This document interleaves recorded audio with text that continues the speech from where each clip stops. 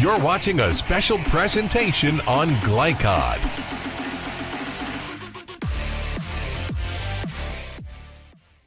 Welcome to Roosters. It's high school basketball season starting tonight on Glycod. Chris LeBar along with former Wildcat Sean Woods. Keith Elkins is here. We'll be here for the next 2.5 hours talking high school basketball. 16 area coaches at least will join us. And Sean, certainly familiar circles for you, but the first time in a while back in the high school element. Yes, it is. And it's a very exciting time for me.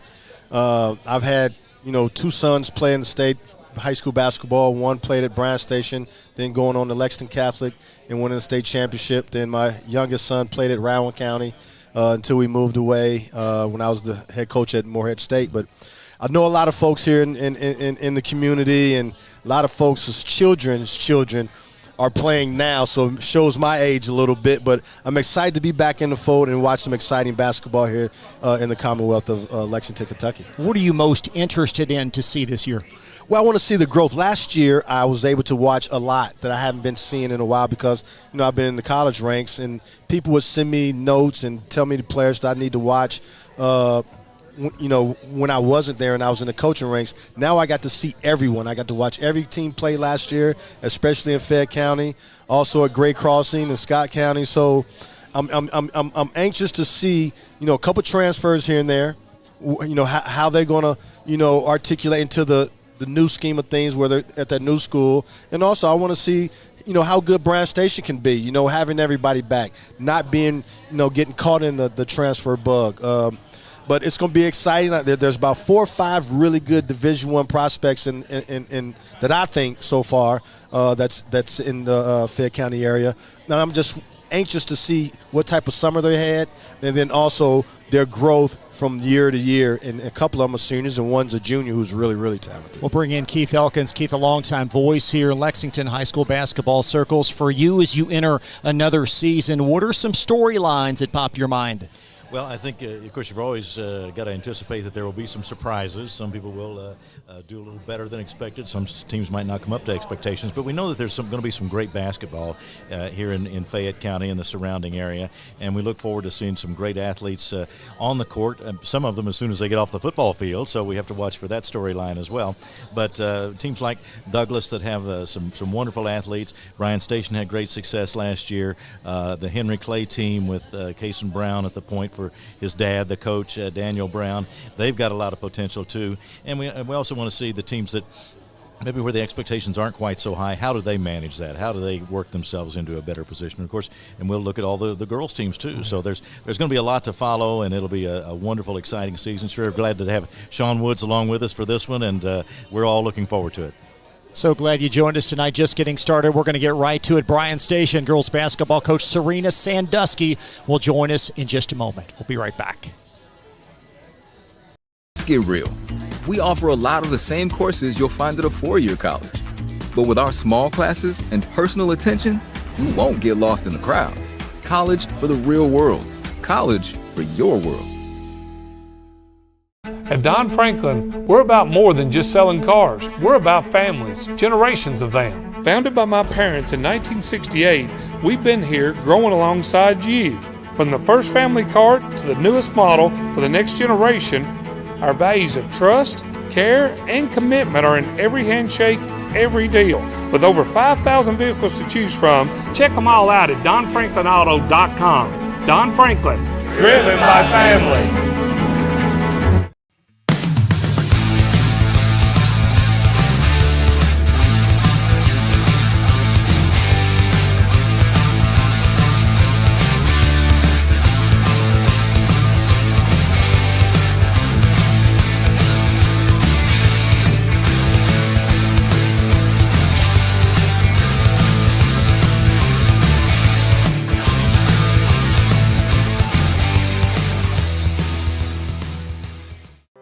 Central Kentucky Driving School is raising the bar in driver education because the safety of their students is too important for anything less. Offering driver training for teens and adults, Central Kentucky Driving School will equip you with the skills needed to become a safe and confident driver. A proud community partner, Central Kentucky Driving School invests in their students and families and guides you every step of the way. For more information, give them a call at 859-538-7775 or visit drivecky.com. Need a tow? Martin's Peterbilt Towing Service is here 24/7. Based in London and Pikeville, we will travel to you. Commercial trucks and trailers, no job too big. Call us 24 hours a day, 7 days a week. Martin's Peterbilt, keeping you rolling. A new year means next level math, but even the best teachers can't always provide the personal attention each child needs. Mathnasium has a solution to help any student excel. Our caring, highly trained instructors use a range of teaching modes that ensure true foundational understanding. We're not about rote memorization. The Mathnasium method develops the critical thinking and problem-solving skills they need to succeed, with the option to learn face-to-face online at home or face-to-face at one of our 1,000 neighborhood learning centers. Mathnasium, we're changing lives through math. You're watching a special presentation on Glycod.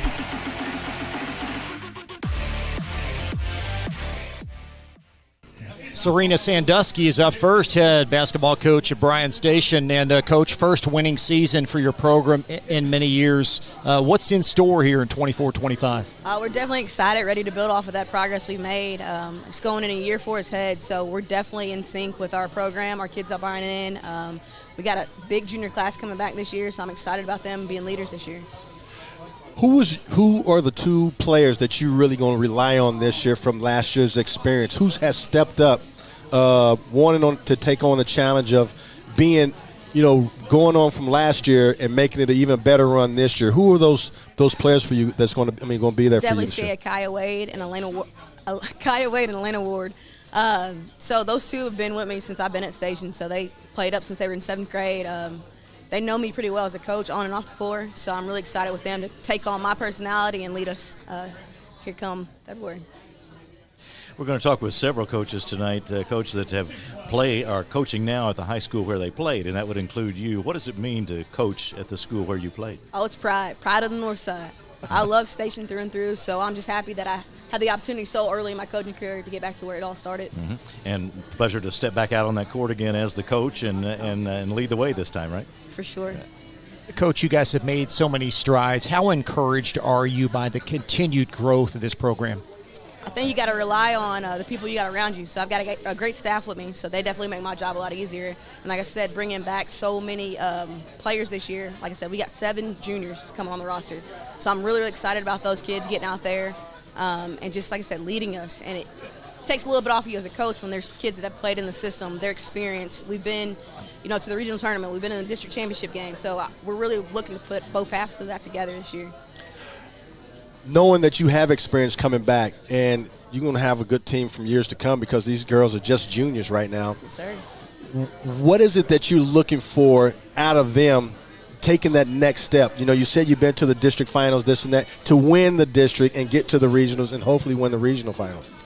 We talk about it a lot. It's accountability for ourselves and those around us. So with that piece, that when we're accountable for ourselves, we can knock out everything we need to do as little things, but also accountable for the person sitting next to you. That type of leadership that we have within our locker room, like I said, when they come out on the court, my job is easy. X's and O's, I don't have to coach effort, attitude, or energy. So good. This is such an important time of the year, an exciting time of the year before you get the season started. What's your feeling at this stage about how the team has developed and what you've seen in preseason work that it gives you a good outlook into the season? I like where we are right now, and we're really starting to flow together in practice. We scrimmage on Saturday, so I'm really excited for us to, stop playing against each other and get to go play against somebody else. Our intensity's picked up a lot on the offensive end where we're able to run multiple sets and then turn those sets into, multiple possessions where we can continue to run things that we weren't able to run in the past. Also defensively, we've got 5 kids on the court that can defend now, and I'm really excited about that. Like I said, we're the defenders, so we should be able to defend. No doubt about it. You've got Akaya Wade with you, and we'll join her in a moment. How much has her game evolved over her 3 years? Akaya's just fun to watch. Whether you're a fan of the defenders or not, if she steps into your gym, you're going to be like, who's number one? So Kaya, like I said, she's grown so much since I've had her as a 7th grader. She's lights up the room with her energy. She lights up the court with her defense. Everybody known her as a defender when she first started, but she's been able to become like a 3-level scorer. So I'm really excited. She's a junior. She gets to be the leader this year. So I'm really, really excited to see how she steps into that role once we start rolling out and playing. Yeah. There's nothing like having player leader teams. You know what I mean? Where you can just sit back and be like, okay, you guys handle this. You know, what's it been like? You know, I know you had a summer, a little summer, and you can see it evolving. Where are you at right now as far as your leadership? Is it right there where it needs to be? Are you feeling good going into the season, knowing that you got some girls that's been there before, that's all on the same page, and you don't have to be the rah-rah person all the time? For sure. I think it definitely starts with practices. I can walk into the locker room, there's kids pulling up film, and they're talking about, hey, this is what we got to work on in practice, looking at the practice plans. They're stretched, they're ready to go before the boys even get off the court. If it's a late week, if it's an early week, there's multiple of them in the gym as soon as we get out of school getting shots up. So that piece that we have right now with that culture that we've created, I'm so excited about it. All right, well, throughout our preview tonight, we'll be meeting some of the outstanding players at some of our high schools here in Fayette County this evening, and you've heard Akaya Wade's name mentioned several times already, and Akaya, it's a pleasure to have you with us tonight. Thank you for having me. Well, the coach has said that you're counted on for leadership, and you're the kind of person that people will follow you. Tell me about how you develop that. How do you become a leader on a team? Well, I started playing with Bryan Station in 7th grade, so I got to look up to a lot of leaders, so I guess I just adapted that along the way, so yeah, it's pretty. It takes a lot of hard work, too. I mean, you can get people to follow you as the leader, but at the same time, you got to be putting in the work. I mean, nobody can outwork you, or it's hard to be the leader if they do, so you really have to put in the work, don't you? Well, I do have to put in a lot of work, and being the leader, they are also leaders to me, so like when I'm down, they pick me up. If they're down, I pick them up. So it's just like a constant thing. So we're all leaders to each other. I don't know how much numbers mean to you, but as I look at yours from last year, 12.5 points a game. And so do you have a number goal in mind, or how do you approach the season as far as goals are concerned? This season, I want to step my points. I want to score better. I want to do everything better, get my stats up. I feel like that's going to be a big part of like our games and stuff. So it'll be. Yeah, and for the team, what sort of goals do you have in mind? Our goals, I would say, would you say like point goals? Well, just what you'd like to accomplish in the year and see how the team develops. Oh, keeping us together, like just keeping our heads straight. If we lose a game, pick ourselves back up, practice, stay 100% at practice, 1,000% at games. We're just going to be good. Right. Well, good luck. Yeah, Hope you have a great season. Akaya, what's a fun fact of you? What do you enjoy doing outside of basketball? What I enjoy doing outside of basketball, honestly, hanging out with my teammates. We hang out 24/7, so I mean, the bond isn't just on the court; it's outside of basketball too. I want to let you clear that up a little bit. What he was asking was, what is your goal as your team, like district champions, region champions? How far you guys think you can go, and where as far as we can go, like. I don't plan on to stop. Like, our limit is beyond, so, yeah, anywhere. Tell me this, one more question. What's the best part of your game? I would say the best part of my game is always going to be my defense. I've always been a defensive player, and I found my offense, like, throughout being with Coach Sandusky, and I still say I still have my defense over my offense. Every coach is going to love that answer, aren't they? I love that's music to my ears. Serena, all the best to you this year. Thanks so much for joining us. Thank you all for having us. Thanks, Coach. Head coach Serena Sandusky just getting started. Champ Ligon, head boys coach at Bryan Station, will join us in just a moment. When it comes to vaping, the truth can get clouded. So let's make it clear. Vaping is not safe for youth. Because vaping can put microscopic particles into your lungs. And dangerous things like metals into your body. And nicotine, which can harm a person's brain development through their mid-20s. With appealing flavors, high nicotine levels, and lots of promotion on social media. Many kids think vaping is harmless, but it's not. So talk to your kids about the risks of vaping. Because when you talk, they hear you. You can get a jump start on end-of-year savings right now from Cartown Kia.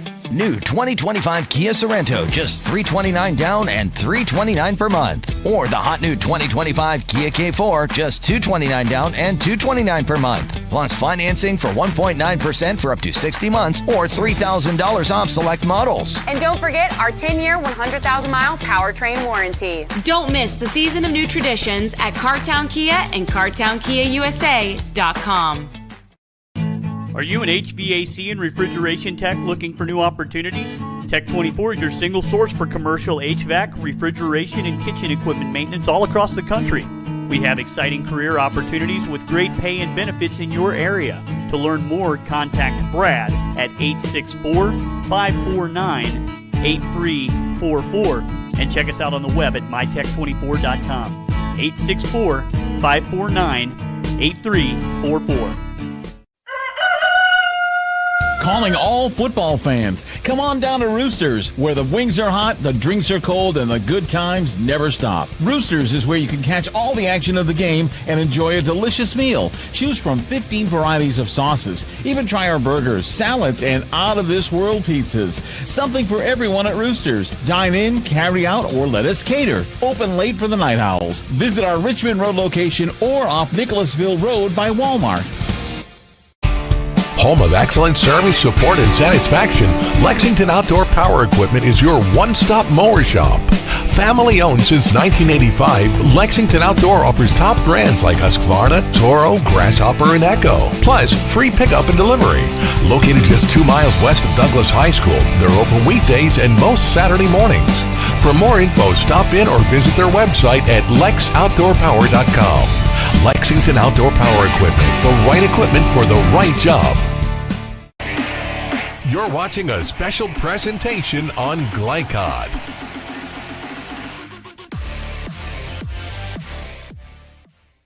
Welcome back to the Central Kentucky High School basketball preview. We're live at Roosters, 2640 Richmond Road. $1 off appetizers until 7 o'clock. Champ Ligon joins us, head coach of Bryan Station. And Champ, you guys have a lot of positive momentum, certainly entering the season. What are your expectations this year?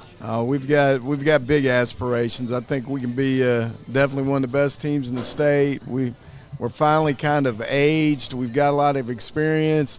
Some of the guys, everybody's bigger, stronger, faster, and we were pretty good last year. But shoot, we look with the football players coming out on Monday. We look pretty loaded. Well, Champ, to me, when I first got here last year, I've been out of coaching for, I stopped coaching last year a little bit, and I got a chance to really watch Fayette County basketball. You have my favorite player, and it ain't who you think it is either, okay? It's Mr. Adams. Yeah. And I'm going to tell you why. He is a stat sheet stuffer. I think he's the most valuable player in Fayette County for what he brings to the game. I told Jerron Brown at Wilford County, I said, if you had him, you win the state. I said, he is the ultimate glue guy. He's going to get you rebounds, offensive rebounds to help you win. He's going to score when you don't think he's not going to score. He's going to run down balls. He plays like a football player. His dad was a football player, but he doesn't play football. But he has that physique and that type of mentality that he brings to you, and it's nothing but winning qualities. He does things that no kids want to do or can do on a regular basis. Well, he actually did play football this year. He did? So, yeah, along with a couple of my other players. And, you didn't like that too much, but anyway. Well, I missed them. But if you could see them physique-wise, yes, they've upgraded. So, Tayshawn is really underrated. He's one of the top juniors in the state, and people are missing the boat on him. He's an automatic double-double every game, but really the all of last year as a sophomore and coming back as a junior, he's going to be a beast. So we're excited. He's a great kid. He's got a great family. He's got the genes, the genetics. There's a lot of D1 in that family, so to speak. About it. NFL, for that matter. So, he's a great kid to coach, and he is so underrated. It's just crazy. Coach, it's not very often that you hear a coach say in the preseason, we're loaded. So that's a pretty out there, honest remark, and obviously you're very confident in that. But tell me about the maturity of your players from last year to this. What are the things that you look for as a coach that show that a player is maturing and becoming a better player? Right. Well, we've got 7 seniors, and then our 2 leading scorers coming back are Amari Owens and Tayshawn Adams that we just talked about, and they're all bigger and stronger. We're still working on the leadership aspects. Kids got to be a little more vocal with each other, hold each other accountable, but they're all working hard. Last year we had a great season, but I think everybody was a little disappointed we didn't finish a little stronger at the end. If we could have taken care of business in the district, which is a hard call, we wouldn't ran into Great Crossing in the first game of the region, and we had our chances to win that game. So we're back to give it another try. Yeah, thanks, Chris. Champ, 24 years now at least, right, that you've been in this profession. This will be my 30th year as a head coach. 30th year. So what keeps you coming back? The kids, man. It's fun. I grew up loving basketball and loving sports and just never could give it up. I can't play anymore, so I coach. Amari Owens had a really good sophomore year last year. I got a chance to watch him this summer. I was impressed with his growth and the maturity that I'm sure that you're begging for him to have, and also to play with a better place. With that comes with age too. What have you seen so far in his pace? Not only that, with his leadership and the growth as a basketball player. Well, it has been good. He's spoken up. He's a quiet kid, but he's starting to speak up a little bit in practice, which is good. We got to keep working on that. But, I call him my cheat code because as good as he was last year, he's better this year. And you can't stop him from getting to the basket. Right. So he's got to learn, to distribute a little more. He's good about getting it to the post players, but kicking it for that three-point shot we got to work on a little bit. But he's a great kid.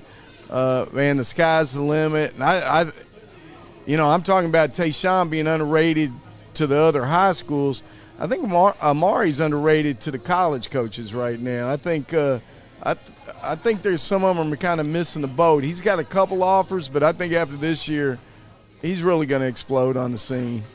Well, as we sit here on November the 20th, Coach, what are your top priorities? What would be at the top of your list as you go to practice each day?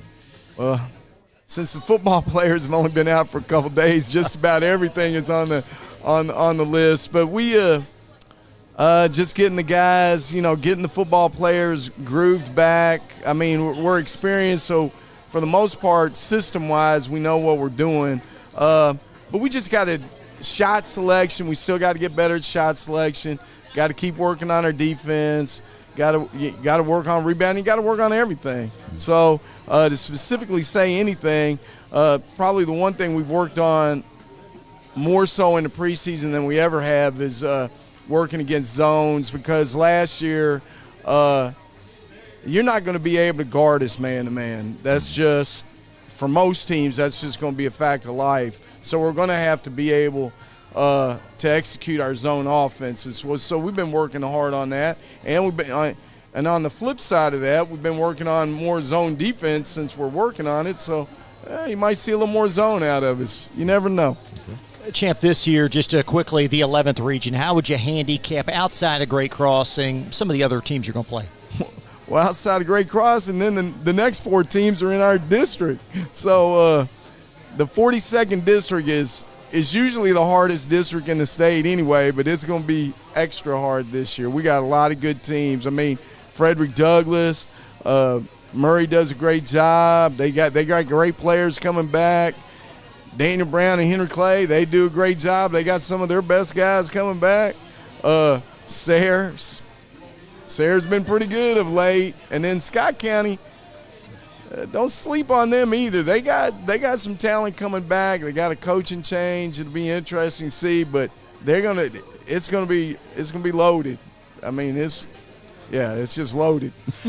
But I tip my hat off to you, and this is why.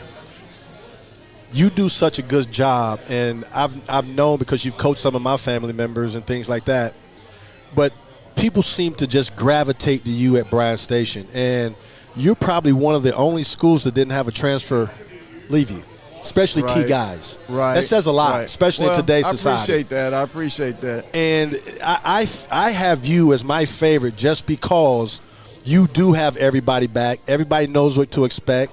Right. You got some hungry guys on your team, too, that fits the mentality that I like, and I'm sure you like, too. Right. So I know that you're saying we can just get these guys just to bond and grow and share the ball more and trust each other more. As much as our maturity is, we really have a chance. Right. And that's where I see your team is, because you don't have to put a lot together. You don't have to, I just got this kid. I really don't know how to coach him. I really don't know what he's really, really good at. Everybody on your team, you know. Right. And everybody on your team knows you. That is true. What type of feeling is that? It's a good feeling. And that's what we kind of mentioned it earlier. That's what kind of keeps me in coaching is just it's the kids. I've been fortunate over all my years. I've coached some really great kids. I mean, great kids, great families. Like right now, my assistant coach, Jonathan Richmond, played for me. His son's on the team. Martin Ashford played for me. His sons are on the team. DJ Adams played for me. His sons are on the team. So when you talk about family, we're really family. And so it just makes it fun. And then when you can have success like we've been having, it even makes it more fun. So we got a chance. We really got a chance to make some noise this year, and I think everybody realizes that and is working toward it. And you're right. We got a lot of guys that individually are great players, but they need to understand they don't have to do it all by themselves because they're literally playing with 4 other guys that can take care of us too. That's right. Coach, I know you've got some key players involved in football, but what about the off-season work of the other guys? I mean, you have limited contact, I know, but are you satisfied with the way they kept up with basketball and are ready to approach the season? Well, in this day and age, there's not limited contact. We pretty much go pretty hard year-round except for maybe the month of July and the months of maybe March or April. Mm-hmm. We this summer, really for the past 2 summers, we've taken a trip to Atlanta because some of my ex-players down there, Shelvin Mack, Jerron Jones, De'Aaron Fox are down there. They got us going to the camps down there and going to local high schools to play, and the athletes down there are like at a different level. So it's been really good for us to play those big athletic teams, and I think it paid dividends last year, and I think it's going to pay dividends this year. Champ, thanks for joining us. I know you got to Defender Madness, but I appreciate you stopping by. Right, I got to get right back over to school, and hopefully we'll have some exciting fun. Looking forward to seeing you, Champ. I appreciate you, man. Appreciate you, Sean. No doubt about it. Ted Hall, LCA, coming up next. Calling all football fans. Come on down to Roosters, where the wings are hot, the drinks are cold, and the good times never stop. Roosters is where you can catch all the action of the game and enjoy a delicious meal. Choose from 15 varieties of sauces. Even try our burgers, salads, and out-of-this-world pizzas. Something for everyone at Roosters. Dine in, carry out, or let us cater. Open late for the Night Owls. Visit our Richmond Road location or off Nicholasville Road by Walmart. Stuck on the road? Call Martin's Peterbilt Mobile Service. Our 24/7 commercial roadside service, truck and trailer repair, and warranty service will have you back on the road in no time. Call us 24 hours a day, 7 days a week. Martin's Peterbilt, keeping you rolling. A new year means next level math, but even the best teachers can't always provide the personal attention each child needs. Mathnasium has a solution to help any student excel. Our caring, highly trained instructors use a range of teaching modes that ensure true foundational understanding. We're not about rote memorization. The Mathnasium method develops the critical thinking and problem-solving skills they need to succeed, with the option to learn face-to-face online at home or face-to-face at one of our 1,000 neighborhood learning centers. Mathnasium, we're changing lives through math. At Don Franklin, we're about more than just selling cars. We're about families, generations of them. Founded by my parents in 1968, we've been here growing alongside you. From the first family car to the newest model for the next generation, Our values of trust, care, and commitment are in every handshake, every deal. With over 5,000 vehicles to choose from, check them all out at DonFranklinAuto.com. Don Franklin, driven by family. Are you an HVAC and refrigeration tech looking for new opportunities? Tech24 is your single source for commercial HVAC, refrigeration, and kitchen equipment maintenance all across the country. We have exciting career opportunities with great pay and benefits in your area. To learn more, contact Brad at 864-549-8344 and check us out on the web at mytech24.com. 864-549-8344. You're watching a special presentation on Glycod.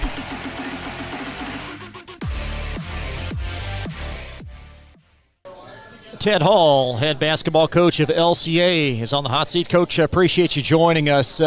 Excitement level on a 1 to 10 for you this winter? We're at 10. We're ready to go. You know, I think this time of year, everyone's been playing against their own people for so long. I think everyone's ready to play against a different opponent. Coach, you and I were just talking before we came back on the air. Your point guard is the quarterback on a really good football team right now. And I know he's the maestro of your basketball team. And you were just talking about, you squint, you like him when he's out there passing, but you squint and close your eyes when he takes off running. How important is he going to be as a senior and probably your most experienced player and your most talented player by far? How's he going to really, what are you looking for out of him this season? Well, I think, as you know, the point guard's pretty important. You know a lot about that. I think for him is being able to involve, because we've got a lot of guys that are not real experienced. So for him getting other guys involved, for him being a leader not only on the offensively but defensively as well. He's a guy that he's dynamic offensively and defensively, and so he can go steal a ball or whatever, but sometimes it's best to play straight up a little bit. And I think how he can lead those other guys into just being solid and disciplined offensively and defensively will be a big deal. But the thing is, they all know he's going to compete every play, and every time he plays, he's going to compete. And that's the reason I hold my breath when he's playing football, because he's not afraid of anything. And I think he's going to be a really good college player, and I hope that some schools will give him a shot because he can shoot, he can score, he's a competitor, and he's only going to get better because he's split his time a lot these last few years, and that's been great. And I think when he gets to college and he's able to just focus on basketball only, I think he's going to take another jump. So I'm excited to see where he goes. And I know if I was a college coach, I'd want him on my team. Gotcha. Coach, tell me how you map out your preseason plan. I guess that would depend on what personnel you have coming back from year to year, the makeup of your team. But what do you like to get done in these preseason weeks? I think every year is different because, as you know, your team changes. You may lose 8 guys or you may have everybody back. And I think this year you're always looking – okay, what were we not really good at last year, and let's fix some things. There's some intangible things. You're making sure guys understand if a guy falls on the ground that they're going to pick him up, how they relate to each other defensively. For example, ball screen defense. Okay, we need to improve that, so let's make sure we're hitting that. Transition game, both offensively and defensively. And that's the thing, as I was telling Coach here, we've got 6 kids coming from football, but we need to improve in those areas from our freshman team all the way up. So those kinds of things, they all need to know. And so hopefully we're better, but I'm sure after our first scrimmage, we'll walk off the floor and I'll think, man, did we have any practices thus far? Because you see some things that you really need to clean up. So that's why we've got a scrimmage this Saturday. So we're all really looking forward to seeing, okay, have we improved in those areas? And now we've got some things to fix before we start playing for real after Thanksgiving. Ted, district runners-up last year. Do you feel like there may be an opportunity this year to break through in your district? I think so, and I think that's the goal every year for every school in our district. And you play to try to stay out of that 4 or 5 game. So if you're 1, 2, or 3, you only have to win 1. I think everybody in our district is capable. Of course, until somebody beats Catholic, they're going to, I'm sure Brandon and Matt are going to say, oh, we're going to, but don't buy it. They're going to be really good. And they're the district champs, and until we prove that we can beat them, they're going to be the team. And so us and Lafayette, I'm sure, and Coach is getting ready to tell you here in a little bit. Coach Sanford will be here, I'm sure, and he's got a really good team this year. So it's always going to be really competitive and fun. Knowing that you have 6 guys on the football field, what has practice been like? What are you really trying to get accomplished? Knowing that, man, we're not complete, but I still got to coach every single day like I do have these guys. What are you doing to actually maximize until those guys come back? Well, the good thing is we have 5 seniors, and 4 of them are not playing football, and 3 of them did not. Well, actually, one of them got hurt in mid or so January, and then he came back at the end of the year, but he was not full go. Another one missed the whole year with a knee injury. We had another one. The other 2 didn't play last year. So it's for them, every day's been a big deal for them trying to catch up with what they missed last year. And then those other guys, it's going to be a lot of freshmen and JV kids, but they've got to be ready to play too. So the thing is making sure everybody is playing hard, playing together. And so you want your freshman team playing with the same kind of execution and effort that your varsity team does. So I think it's been a really good learning curve for everybody, and they've responded well. This group really plays hard. There's guys that they're going to dive on the floor for you. Practices are physical, but it doesn't carry over to the locker room. When practice is over, guys are cutting up, but while they're playing, they really get after each other. So it's been good. Coach, another team that's part of all this is your staff. Tell me about how your staff, how you divide up the responsibilities and what you count on from your staff. Well, Henry Thomas has been with us for several years now. You may be a little familiar with him. My main man. He is he's tremendous. He does so many things for our program. He's so good with people. He knows the game really well. He does so many things for us that it's too long to list, and he's been awesome for us, and we really appreciate him. He coached the JV last year. This year he is helping with you would consider him a varsity assistant, but really he helps with everything. My son Austin Hall, who played at the Cumberlands, and he played for us and graduated in 2018. And he helped us coach last year, so he's going to coach the JV team this year. And then we've got several guys who Christian Macbeth, who played for us, Taylor Payne played for us, Andrew Trame, who played at Scott High, helps us out. Jaden Blanton has joined the staff this year. So we have a lot of guys that really do a good job. Coach Cravens, who's he was retired from public school at Southern Middle, and he's been with us probably the last 12 to 15 years. So those guys do a really good job, and we're fortunate to have them for sure. Ted, all the best to you this year, and thanks for making time for us tonight. Appreciate that. Thank you for having me. Good luck to you, Coach. Appreciate it. Tell my man Henry I said what's up. Head coach Ted Hall will step aside. Keaton Belcher, Tates Creek head coach, on the other side. Be right back.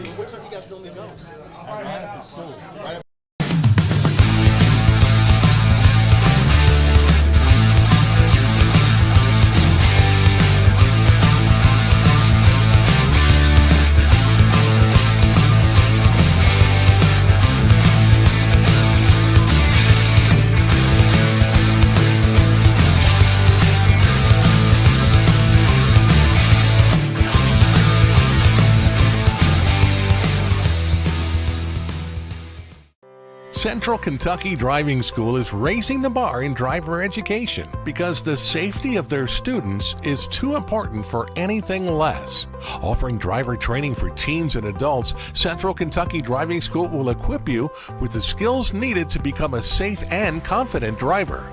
A proud community partner, Central Kentucky Driving School invests in their students and families and guides you every step of the way. For more information, give them a call at 859-538-7775 or visit drivecky.com.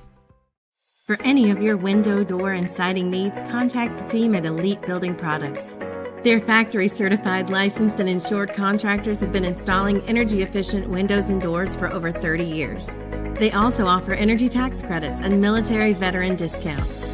Locally owned and open weekdays at 242 Wilson Drive, just off of the 27 bypass.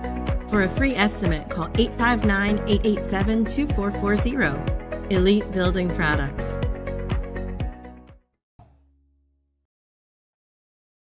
When it comes to vaping, the truth can get clouded. So let's make it clear.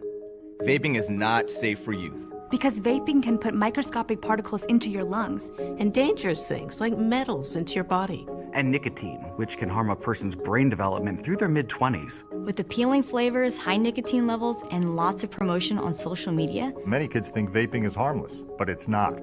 So talk to your kids about the risks of vaping. Because when you talk, they hear you. Whether it's your first time or your latest, let Tim Rose find your dream home. Tim is a licensed real estate agent with Keller Williams Bluegrass Realty in Lexington. Tim is a seasoned and fair negotiator who's willing to go far and wide for clients all over Kentucky. Check out hashtag Tim Rose Sold across all social media where pricing matters. Tim Rose and Keller Williams Bluegrass Realty. Together, we do more. You're watching a special presentation on Glycod.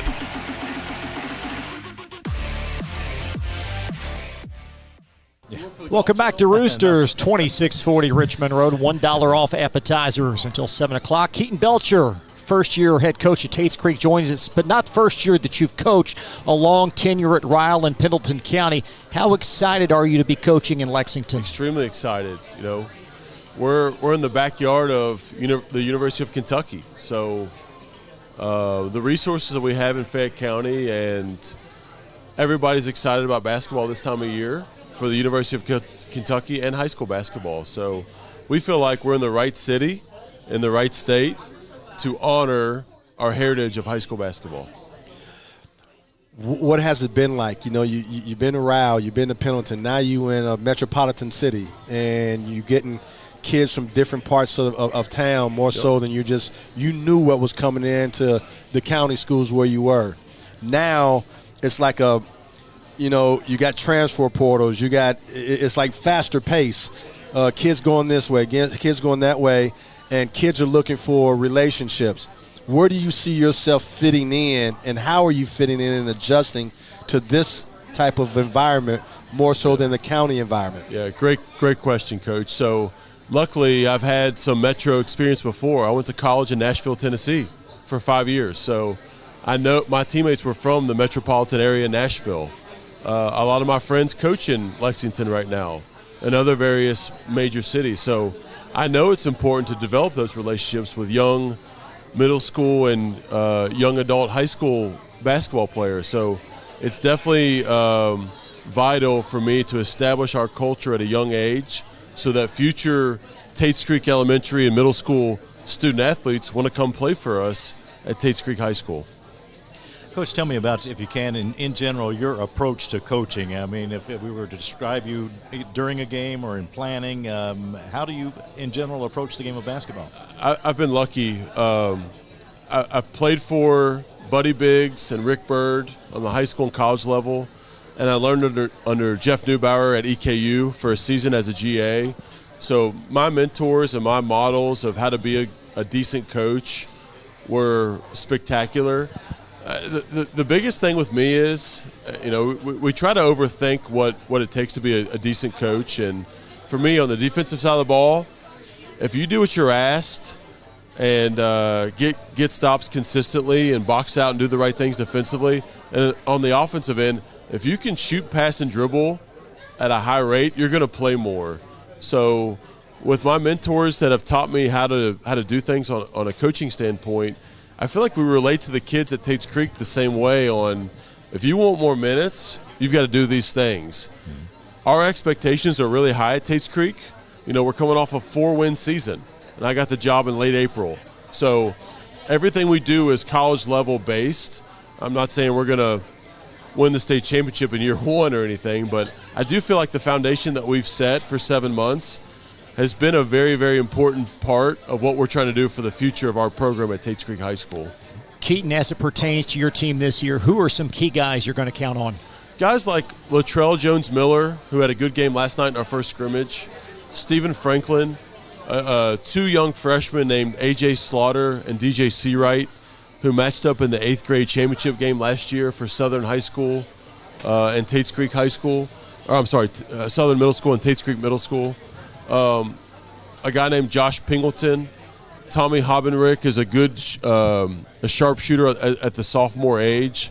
Last night in our scrimmage, we had in the game at one time 2 freshmen, 2 sophomores, and a junior. So I really feel like the future is promising at Tates Creek right now. You mentioned your mentors, and I've coached against those guys, especially Coach Bird.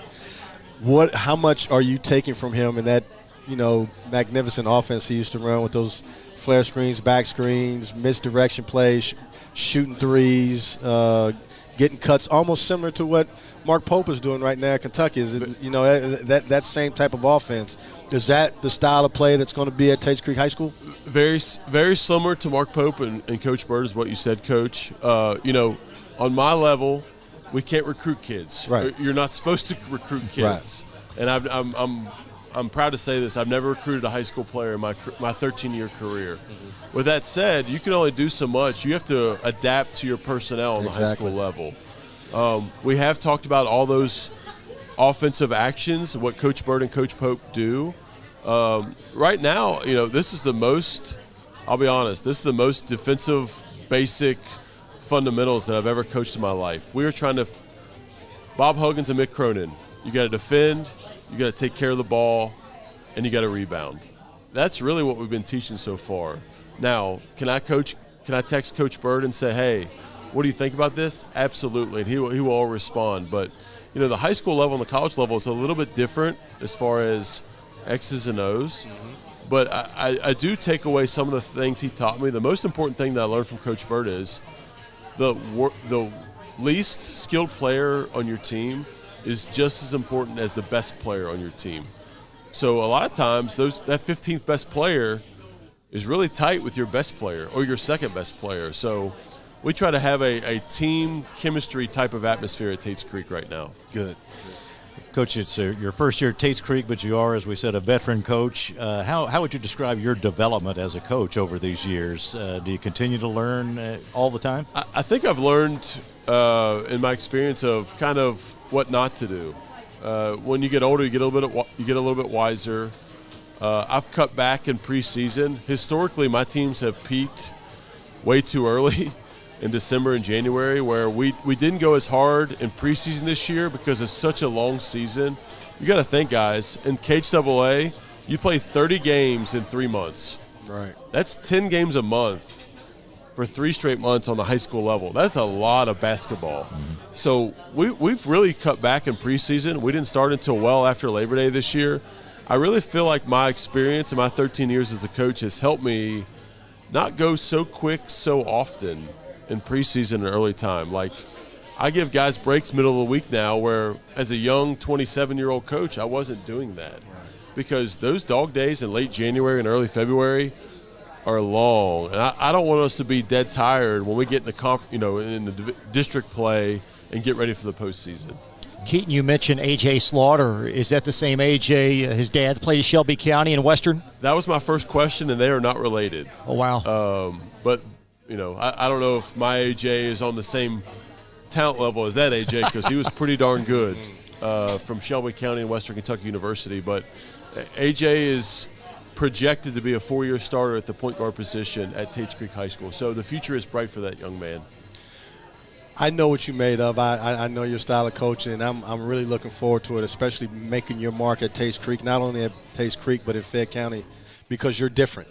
And the way you do things, the way your guys are going to be moving is going to be something that Fayette County's not used to from a coaching standpoint, and that's good. You know, and it's going to be very, very refreshing. Where do you think your niche is going to be? What is it going to be at Tates Creek High School? What do you want your niche to be? Great question. Luckily, like I've talked about earlier, I've had great mentors in Coach Biggs, Coach Bird, and Coach Neubauer. And the biggest thing, honestly, is if you can enhance your offensive skill work from October 15th through March 15th, you have a chance to beat some teams. So we really take pride in, can we score at all three levels, at the layup level, at the 15-foot level, and at the three-point level? My teams at Pendleton and Ryle were known for three-point shooting, but I don't know if that's our trademark at Tates Creek right now based on the athletes we have.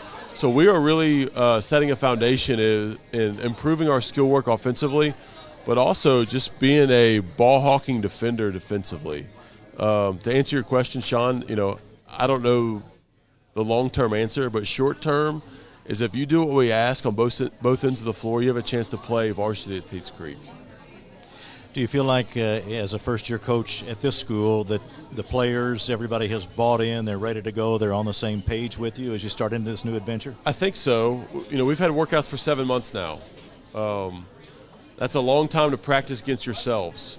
And our first scrimmage was last night. I felt like the crowd at Tates Creek High School was really good for a scrimmage on a Tuesday night. I don't know if you guys have been to the new facilities at Tates Creek. It's in our 3rd season. They're college-like facilities with our weight room, our auxiliary gym, and our main home gymnasium. So we have 15 home games this year, counting our scrimmages. So I think the momentum is there. Obviously, you don't know until you get into games played in December and January, but I do think people are starting to talk about Tates Creek a little more. We've underachieved recently. I think that's the best time to take over a position and a job, coach, as you know, and to hit the ground running. And I kind of like that we're picked, 17 of 19 teams in the region and 5th out of 5 teams in the district. That's great locker room material for us to be the underdog this season. Keaton, thanks for joining us. We'll see you early December 3rd at Henry Clay. Look forward to that. Thanks, guys. We thank Keaton for joining us. Vince Sanford, head coach of Lafayette. We'll be right back after this. Calling all football fans. Come on down to Roosters, where the wings are hot, the drinks are cold, and the good times never stop. Roosters is where you can catch all the action of the game and enjoy a delicious meal. Choose from 15 varieties of sauces. Even try our burgers, salads, and out-of-this-world pizzas. Something for everyone at Roosters. Dine in, carry out, or let us cater. Open late for the Night Owls. Visit our Richmond Road location or off Nicholasville Road by Walmart. Stuck on the road? Call Martin's Peterbilt Mobile Service. Our 24/7 commercial roadside service, truck and trailer repair, and warranty service will have you back on the road in no time. Call us 24 hours a day, 7 days a week. Martin's Peterbilt, keeping you rolling. A new year means next level math, but even the best teachers can't always provide the personal attention each child needs. Magnesium has a solution to help any student excel. Our caring, highly trained instructors use a range of teaching modes that ensure true foundational understanding. We're not about rote memorization. The Magnesium method develops the critical thinking and problem-solving skills they need to succeed, with the option to learn face-to-face online at home or face-to-face at one of our 1,000 neighborhood learning centers. Magnesium, we're changing lives through math. At Don Franklin, we're about more than just selling cars. We're about families, generations of them. Founded by my parents in 1968, we've been here growing alongside you. From the first family car to the newest model for the next generation, our values of trust, care, and commitment are in every handshake, every deal. With over 5,000 vehicles to choose from, check them all out at DonFranklinAuto.com. Don Franklin, driven by family. Are you an HVAC and refrigeration tech looking for new opportunities? Tech 24 is your single source for commercial HVAC, refrigeration, and kitchen equipment maintenance all across the country. We have exciting career opportunities with great pay and benefits in your area. To learn more, contact Brad at 864-549-8344 and check us out on the web at mytech24.com. 864-549-8344. You're watching a special presentation on Glycod.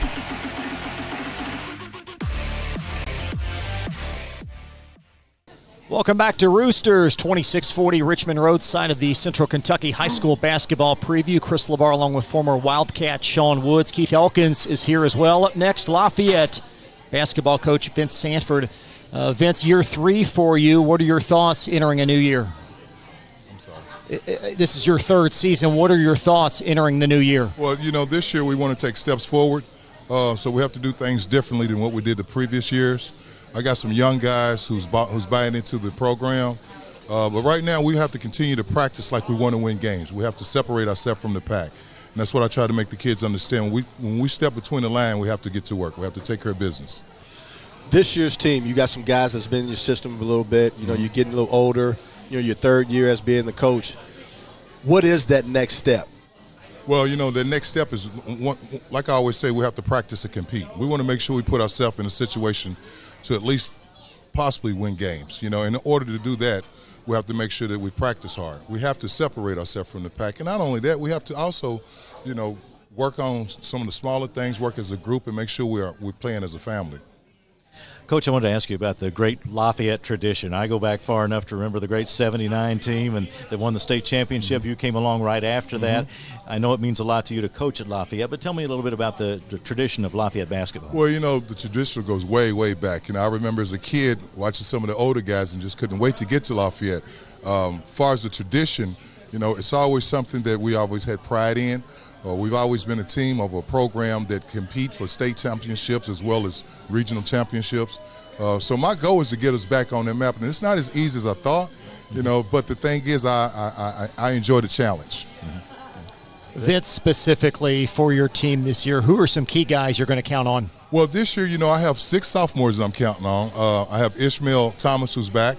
We have a 6'6" kid, Tyler Hunt. I think he'll do really good. I told him we have to have a breakout year this year. But once again, I always make the kids understand that when we practicing, there's someone else practicing as well. And what are you going to do to get the edge on the next person? But we have some young kids. We have some guys who had some varsity experience last year.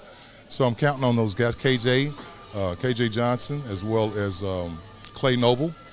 So some of those guys, they got a taste of the varsity.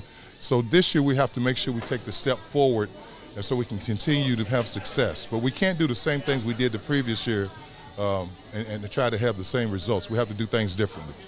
What with the program? With the players that you have, every high school coach has to play according to their personnel. Yes. What is your personnel? What is it going to establish?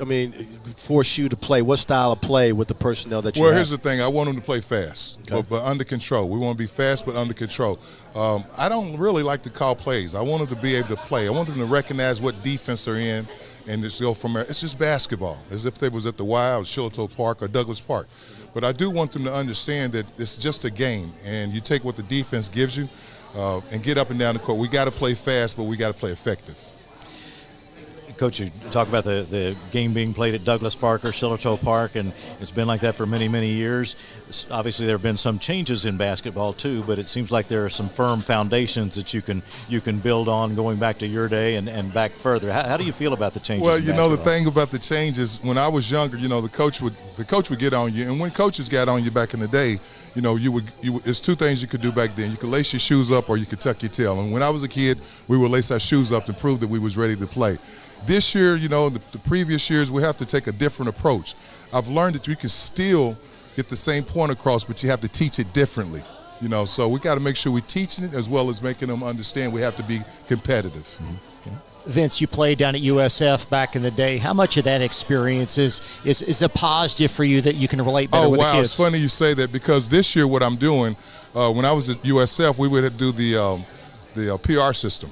And it's plus and minus, and that's what I do in my practice. So we have a grading scale. So when the guys go in the locker room, they see a plus or a minus. And what it does, it grabs those guys' attention, and it makes them aware of not making so many mistakes.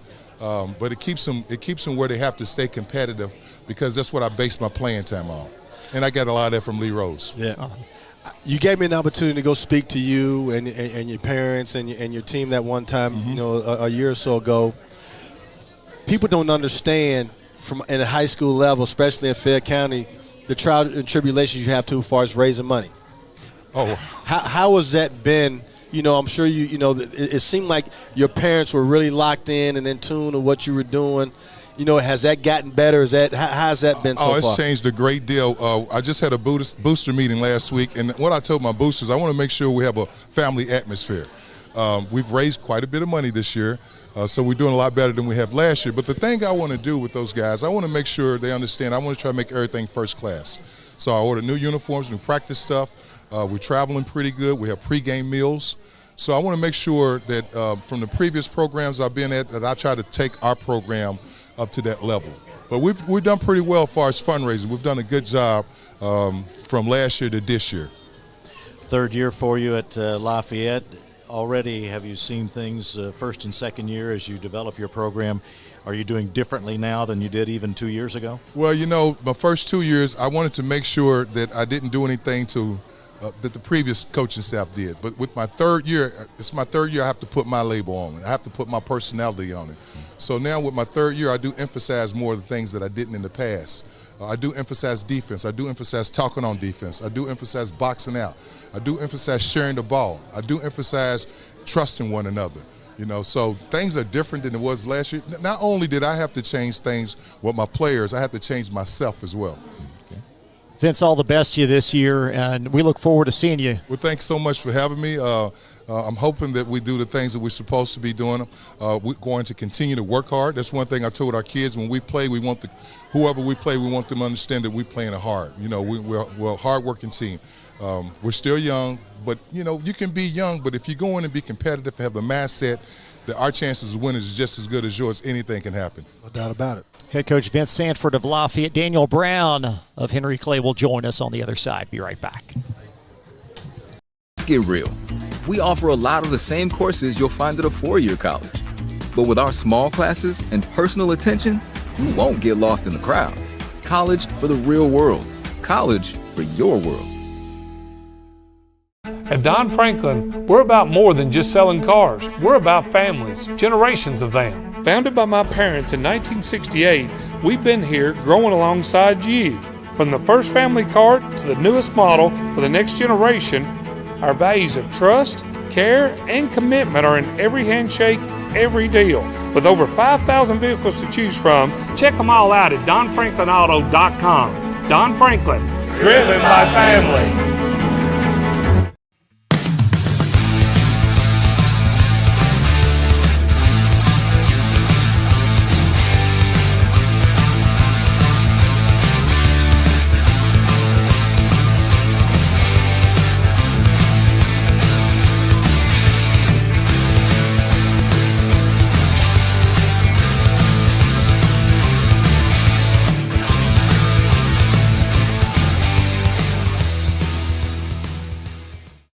Central Kentucky Driving School is raising the bar in driver education because the safety of their students is too important for anything less.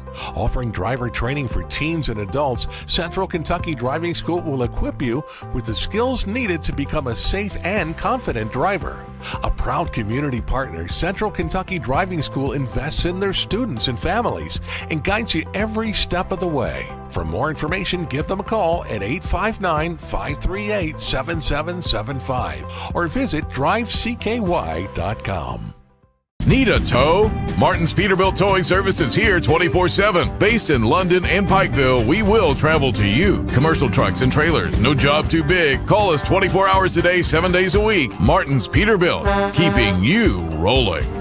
A new year year means next level math, but even the best teachers can't always provide the personal attention each child needs. Magnesium has a solution to help any student excel. Our caring, highly trained instructors use a range of teaching modes that ensure true foundational understanding. We're not about rote memorization. The Magnesium method develops the critical thinking and problem-solving skills they need to succeed, with the option to learn face-to-face online at home or face-to-face at one of our 1,000 neighborhood learning centers. Magnesium, we're changing lives through math.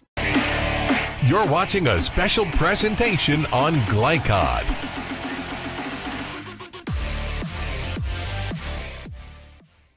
Welcome back to Roosters, 2640 Richmond Road. We'll be here till about 8:30 or so. You can get $1 off all appetizers tonight. Daniel Brown, head coach of Henry Clay, joins us. And Daniel, you guys really seem like you're building to a special season. How do you see it at this point? Yeah, I think, last year coming in, we were kind of, we got a hot start when you go 16-0 and then you're unexpected to do well. But finish up the season. We didn't get where we expect to get. We're always trying to win that district and then get that region and try to make it run at the state. But I think coming back this year, having 4 starters back and 6 of your top 7 back, you got to feel good as a coach that, expectations are high anyway with the Henry Clay across your chest. But I think just with experience in 11th region, the best teams in 11th over my years, you got to have really good seniors. And I think we do have good seniors. So that's going to, hopefully play a big part of our success. I got to come over and watch you yesterday, and I was very impressed, not only with you and what you do in practice, but, man, I didn't know you guys shoot the ball that well. And, I was saying to people before, you and Bryan Station are my front runners, and the reason being is because you guys have most of your players back. And I want to commend you, just like I did Champ. In today's society where kids are always transferring and jumping to the next and things like that, it's becoming more, especially at the high school level, about relationship. And for you and him not to have anyone really running from you, going to what seems better than what they have at Henry Clay and Bryan Station is a testament to you. What have you been doing to really not have that a lot, or if any, like most other schools have, of guys jumping from leaving you, going from other school to other school? Well, I appreciate that, Sean. I mean, basketball, and I think you've been at a high level in the college and the way the transfer is, and it's filtered down into high school. We've all saw that. So I think a lot of testament, I can take some credit, but I think the staff I put around me, guys that can develop guys that's seen them go do well at the college level. I think the tradition of Henry Clay over my 19 years of being the head coach there, you've seen guys, and not only we've had success, we've had some down years, but 500's been down years, where a lot of teams really hit bottom. We don't want that, and sometimes you can't help it, but I think the development of those guys, I think with the alumni, the guys that have gone well, like the Warwicks, the Isaiah Tisdales, the A.Z. Blackwells, the Keyston Browns, and you just go on and on and on. Leander Ridgeways, those guys are around the gym all the time. So they're building a relationship with our kids. And it's almost kind of a smaller effect of what, I don't want to jump on, but what Coach Pope's doing with you guys at UK. Your tradition is really real, and Henry Clay is like that. And when I coached under Kirk Childs, when we got there in 1999, Henry Clay had only won 8 or 9 games, and then next thing you know, you get to Lamont Campbell's, and then you look up, you're in the Final Four of the state tournament, then you're in the Elite 8 of the state tournament, and then you're knocking on the door 5 out of 8, 9 years of the region tournament. Too bad Scott County was ranked number 1. Too bad Dunbar's ranked number 1. Too bad Mass Central number 1. I've named 3 teams that knocked us out right there that didn't get a chance to represent. So I think it's just been that we've been lucky to keep the tradition live, have success, but also people around the thing. They know they don't have to want for anything. We're going to treat you to be character kids. We're going to treat you to do the right thing off the floor. We're going to serve community. We're going to serve each other first. On the floor, and be unselfish. Or, I tell them there's 5 other high schools. I think that's the difference in Henry Clay. You have to, and that's the culture of it. And I've been blessed just to be a small part of it. Yeah, I'm the head coach, but also the guys have helped along the way, big part of it. Coach, you touched on this, but this is year 19 at Henry Clay. Yes, sir. Why do you think Henry Clay has been such a good fit for you and you for Henry Clay? Well, I've had great players. I've been lucky to have – you're not going to have success without have very good players. I've had, as I mentioned, just piggyback, I have good people to support me. Administration's been number one. And you're in our business in high school, it's easy to, as an administrator, you're not putting up the product they want. Or when parents complain to them, I've been very lucky to have people in the front office that have believed in me and what we did on the floor. So I think that's number one. And then I think it's just worked out where, having 3 sons come through, having almost all of them play point guard helps, like an extension from you. I have to give some credit to that, and they had nice players around them that they could, use their way and be a coach on the floor and allow guys to do things, but also allow them to play their role. And that may be just passing the ball. So I think them playing their role well also helped. But, there's a lot goes into that. I think it just I like it too. Yeah. I've been very fortunate that I like Henry Clay. I love the tradition part of it and the alumni part of it. So I think it's just the right timing for me, pretty much. Yeah. Daniel, you mentioned your son, Kason Brown, also Jackson Steffen and Hassan Bush are back, all double-figure scores. How have they grown entering their senior year? Well, the most they've grown, I was telling Coach, in the weight room. Soon as I've always thought this when we really got good 9, 10 years ago, back in the day, we didn't have no off-season weight program. You just in season, that's condition. You expecting it now, that's a must. And I think these guys started at 6 a.m., right after the dead period, 4 or 5 days a week, never missing a day. And you get in that weight room every day. So I think the dedication to their body is number one. They look like seniors. And I think the second of all, they have something to prove.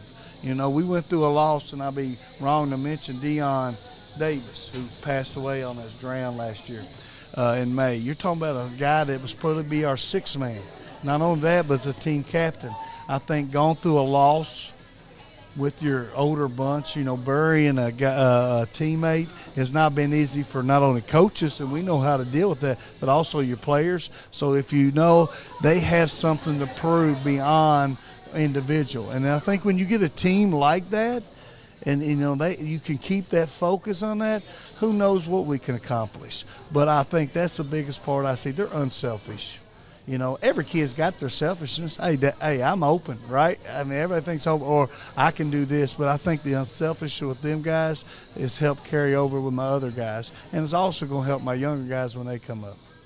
I was very impressed with what you were saying yesterday as far as distributing the basketball, which allows you to shoot a higher percentage from the three, which you like to do. And your son being the maestro, being the coach's son, knowing when, where to pick his spots, and also him being a senior. Mm-hmm. You've coached 2 others at their senior year. Mm-hmm. What is it about this one going into his senior year that's different than the other 2? And what are you looking forward into him being the last one? So sometimes the last ones and the best ones because he's seen the trials and tribulations of the first 2. So what is it? What has it been going into this season, knowing that this is his last year? What is your goal for him? Not only that, what is his goals for himself and for you and him together? Well, first of all, is the win. We talk about that. If you win, obviously he wants to play well each game. I think with him, the difference in those 3 is Kason's really, not on all of them got fired, Kason's really plays with a lot of motion. And I think that's going to be a big key to him. It's that old saying, don't let emotion play you, play with emotion. So if he can step up his game and just kind of, run the team, but also handle the nights when he's not playing well and understanding that part of it. But I think he will. But I also think he's watched how his brothers has dealt with things. As you've had your sons play for you, Coach, and it's like he's learned that we don't take it home. But on the court, he has to learn that, hey, nobody wants to win more than me, but I know nobody wants to win more than him. He's watched the tough losses I mentioned. He's been a part as a little boy. So I think it's a fine line. And for me, it's to enjoy the ride. Right. This is it. That's right. This is the last one. I want to look back and say, man, I had 10 wonderful years of 10 straight years where I had one son I was coaching. And then I'll tell them all, none of them played as freshmen. Just coaching, you sat on the bench. That's right. You watched them. You had better players than you. Right. So you had to earn it. And I think that part will play out this year. And for us to have success, he's a big part of it because, like I said, he is the head of the snake.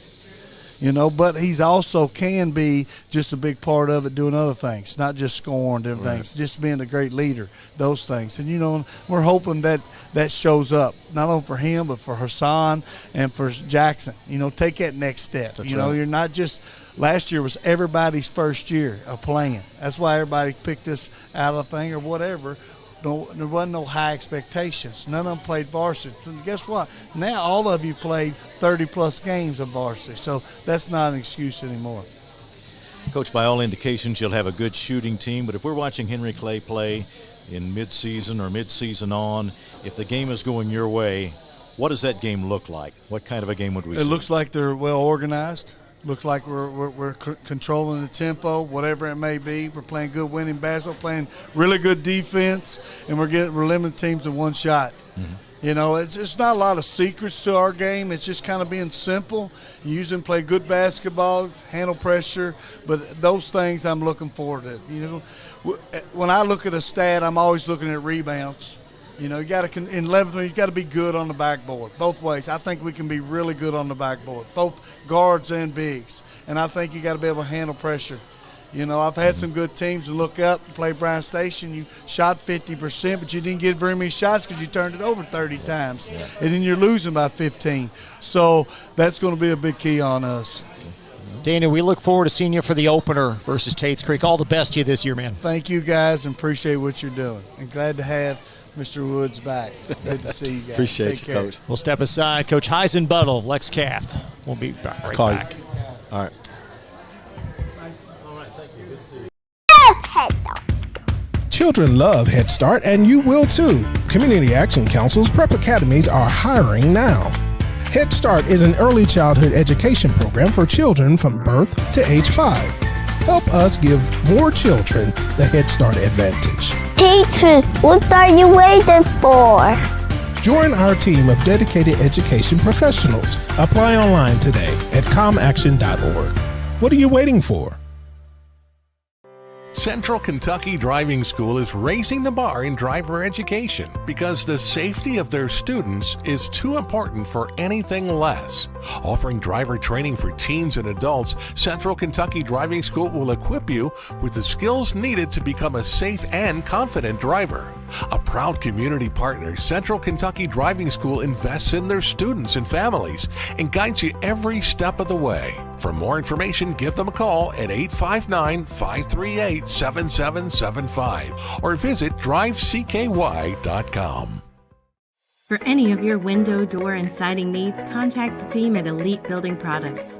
Their factory-certified, licensed, and insured contractors have been installing energy-efficient windows and doors for over 30 years. They also offer energy tax credits and military veteran discounts. Locally owned and open weekdays at 242 Wilson Drive, just off of the 27 bypass. For a free estimate, call 859-887-2440. Elite Building Products. People want to define Gen Z, but that's our job. I wait tables, but last week I built a field hospital. I put out a forest fire. I stopped 1,000 attackers. And a natural disaster. I've saved lives. And led a team on patrol. I serve. Well, I go to school full-time. While I work full-time. The greater the challenge, the stronger we become.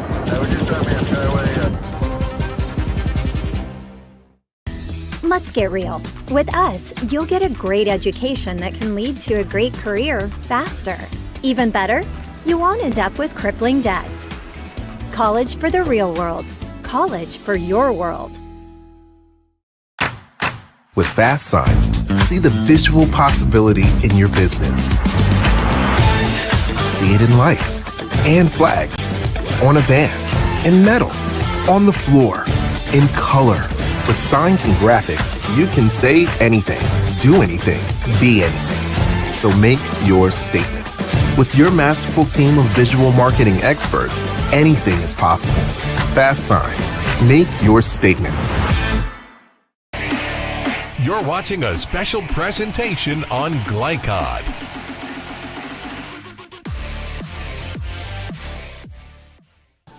Let's talk all things Lexington Catholic. Matt Heisenbuttel, associate head coach, joins us. And, Coach, you guys had a fabulous year last year, but just, boy, it ended on such a sour note. Walk us through what that was like in that locker room after the game. It was extremely tough. We did those guys did such a good job of competing all year long, and to get yourself in that situation and then have that happen to you, it was extremely tough. That would hurt for a long time. But I was super proud of those guys. Great Cross is a great team. Vince made a couple great shots. So you tip your hat to him, but it was an extremely tough situation. Tradition-wise, you guys are always in the mix, no matter who you got on your team. Right. It's like a revolving door. Just keep them coming, keep them coming. This is Catholic, and this is what we do. What is different now? Now that you're on the bench and you're not playing, right? Your brother's not playing, right? You got Sawsmill over there who's played too, so both of you guys are alumnus, right? And you play for probably one of the greatest high school coaches that they don't even mention anymore because he just left and disappeared from the state of Kentucky, which is Danny Haney, which he was so good. He got my coaching career started. What have you guys kept from Haney in that tradition, in that program? We're actually still running mostly the same system. You're running the sideline break still? We're running that. We're the presses. The presses, because I coach with Coach too, so I know all that stuff. Right. So some of the presses and some of the defense. We play a lot of guys. We rotate guys in. We're still a full court pressing team. Still have a lot of pride in what we do. The names are different. The kids are different, but we try to.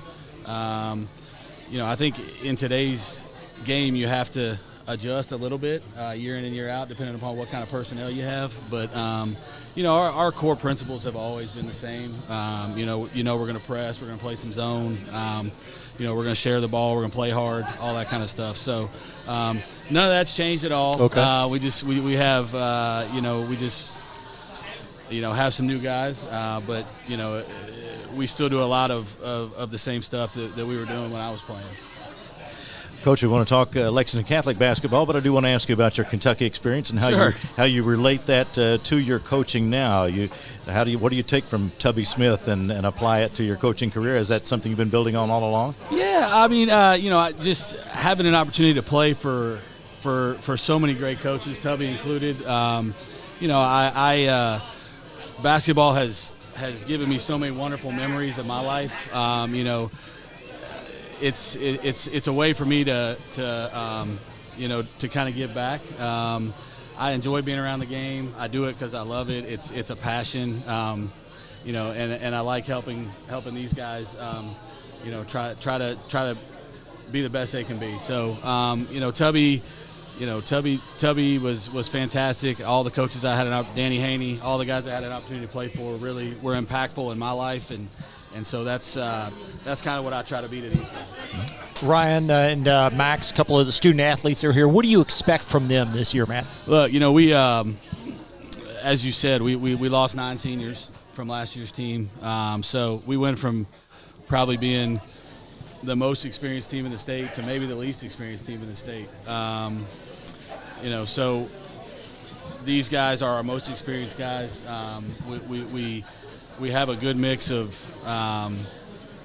some older kids, but also some younger kids that are going to play for us this year. We don't actually have – Ryan might have, but I don't think we have one kid on our team that's ever started a game for us. So we got a bunch of new faces, but, as we already talked about, our expectations don't change. We're still going to be in the mix.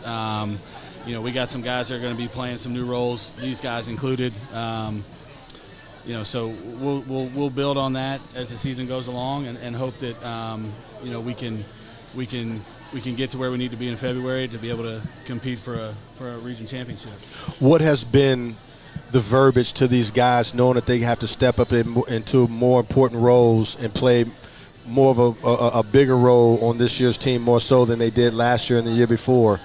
What are you and Coach saying to these guys to get them prepared for the moment? Because they, from experience, they haven't had it yet. Right. But how do you get them to be ready for that that moment? I think, and I remember this kind of in the transition to college, I think experience is just one of those things you can't teach, right? So you can tell them all the stuff and everything, but, as they get more minutes under their belt and get more game-like experiences that they can lean on, we're going to be fine. I mean, these guys are very talented. Right. They've worked really hard to get to the positions they're in. They've just been playing behind some really good guys. Yeah. So they haven't had a chance to play yet, but they're super talented. They're a fun group to coach, and I'm really excited. I know Brandon is too, excited to kind of see what we can become, because I think there's definitely some talent there. And I think the other thing is you don't realize until you get out on the court how hard you have to play all the time, and how you got to take care of the ball and all these things. So those are all things we talk about and try to make sure we're doing every day. But I certainly think we have a talented group, and fully expect to be in the mix come February. All right, well, guys, we want to meet a couple of the Lexington Catholic players that are expected to do some big things for the Knights this year. We have with us Ryan Harward and Max Maher. And Ryan, we'll start with you. Tell me about the off-season work that you've done. What have you tried to do to sharpen up your game as you head into this next season? We've been lifting weights at Lexington Catholic, and we had a weight program. It was about 6 weeks, I think it was a 12-week program that we did at Catholic. And then we've had AAU, and then we've also had the summer program for Catholic. And then the games that we played in the summer, I think, helped a lot, helped us be closer together and become more of a team. And, of course, every player has to work on all phases of the game, but is there anything in particular that you'd like to develop and improve on in this coming season? I think my defense and my ball handling. I think that to be able to play, you have to be able to play defense, and especially in ours, which is we don't really have a lot of experience, so we have to be able to talk on defense and be able to handle the ball whenever there's a lot of pressure. So I think that's two of the biggest things that I want to work on.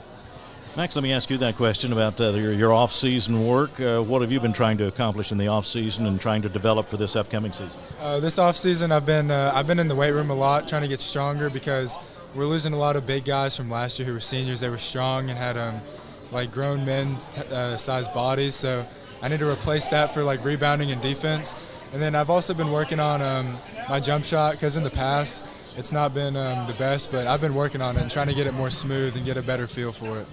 Rebounding and defense, there's so much that's just hard work in that, isn't there? I mean, you really have to dedicate yourself to it, don't you? Yeah, a lot of it is just how hard and how much you want it and how much you're willing to play. If the ball comes off the rim, you just have to tell yourself that that's your rebound and you got to go get it. And you can't let anyone get by you or score on you. You just have to be tough and tell yourself. I know you've all been working hard in the preseason. How do you feel this team is shaping up now here, now that we've had a few weeks of preseason work? Yeah, I feel like the past couple weeks have helped us a lot. I feel like we've taken steps every single day. From October 15th to now, it's just tremendous the growth we've made. And I think we're ready for the season. We're excited to play. It's a lot practicing every day against the same people. It gets tiring and hard, but right now we're just ready to go, and I think we're ready for it. Ryan Harward and Max Maher of Lexington Catholic. Chris? Coach, I know there's a big part of you that has to be almost seeking the challenge. Do you relish the fact you guys may be viewed as an underdog this year?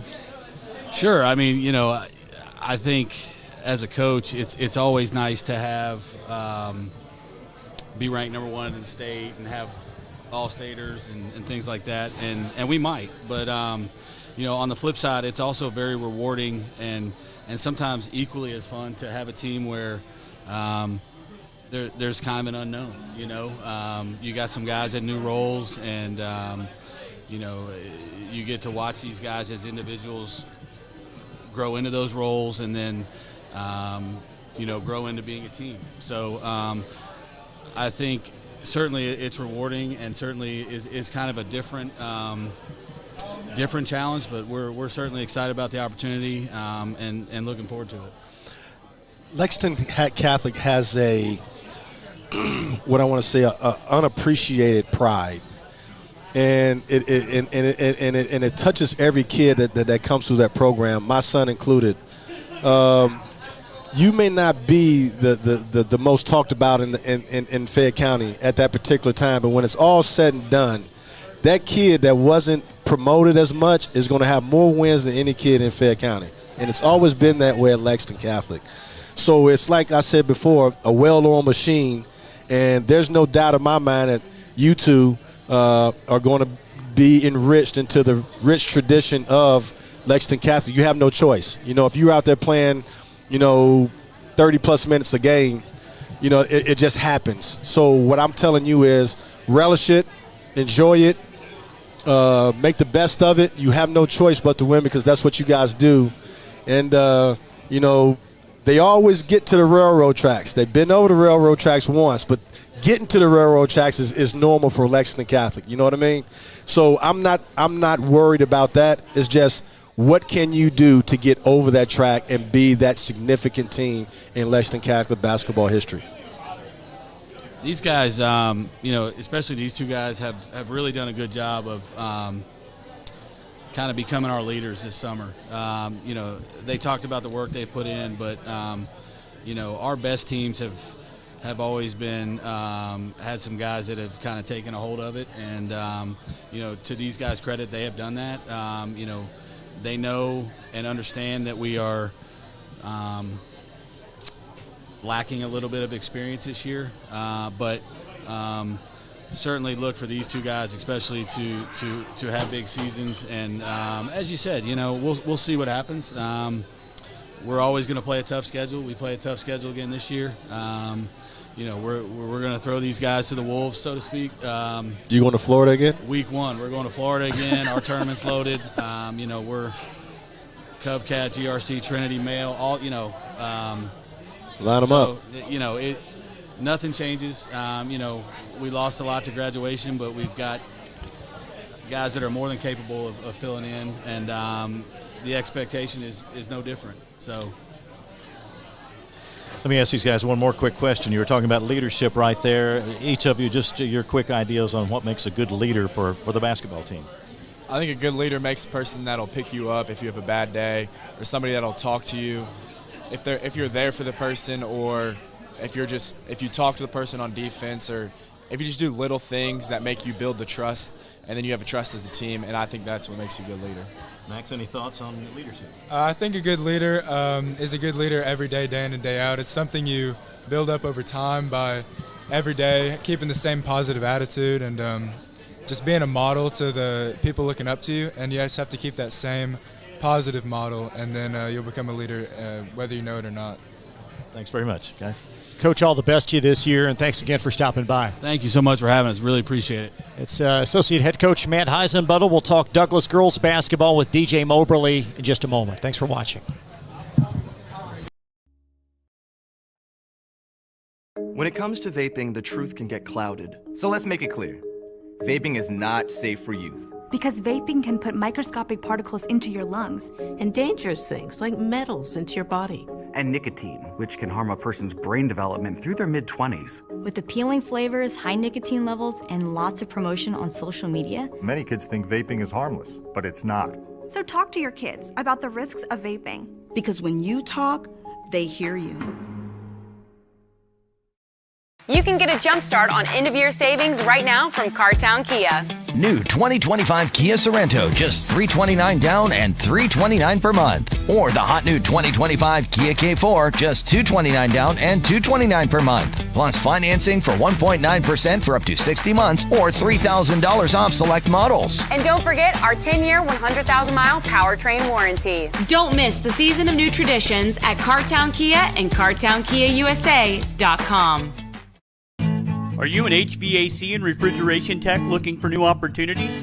Tech24 is your single source for commercial HVAC, refrigeration, and kitchen equipment maintenance all across the country. We have exciting career opportunities with great pay and benefits in your area. To learn more, contact Brad at 864-549-8344 and check us out on the web at mytech24.com. 864-549-8344.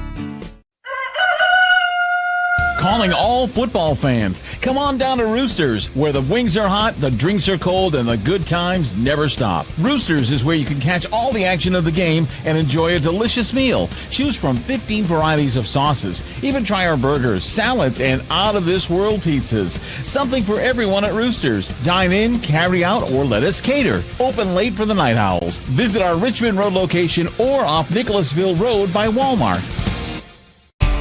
Home of excellent service, support, and satisfaction, Lexington Outdoor Power Equipment is your one-stop mower shop. Family owned since 1985, Lexington Outdoor offers top brands like Husqvarna, Toro, Grasshopper, and Echo. Plus, free pickup and delivery. Located just 2 miles west of Douglas High School, they're open weekdays and most Saturday mornings. For more info, stop in or visit their website at lexoutdoorpower.com. Lexington Outdoor Power Equipment, the right equipment for the right job. You're watching a special presentation on Glycod.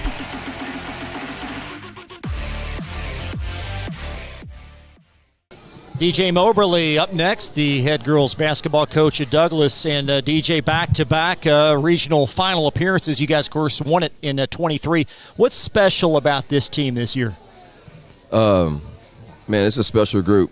Man, this team right now I got with me right here, these girls are winners, man.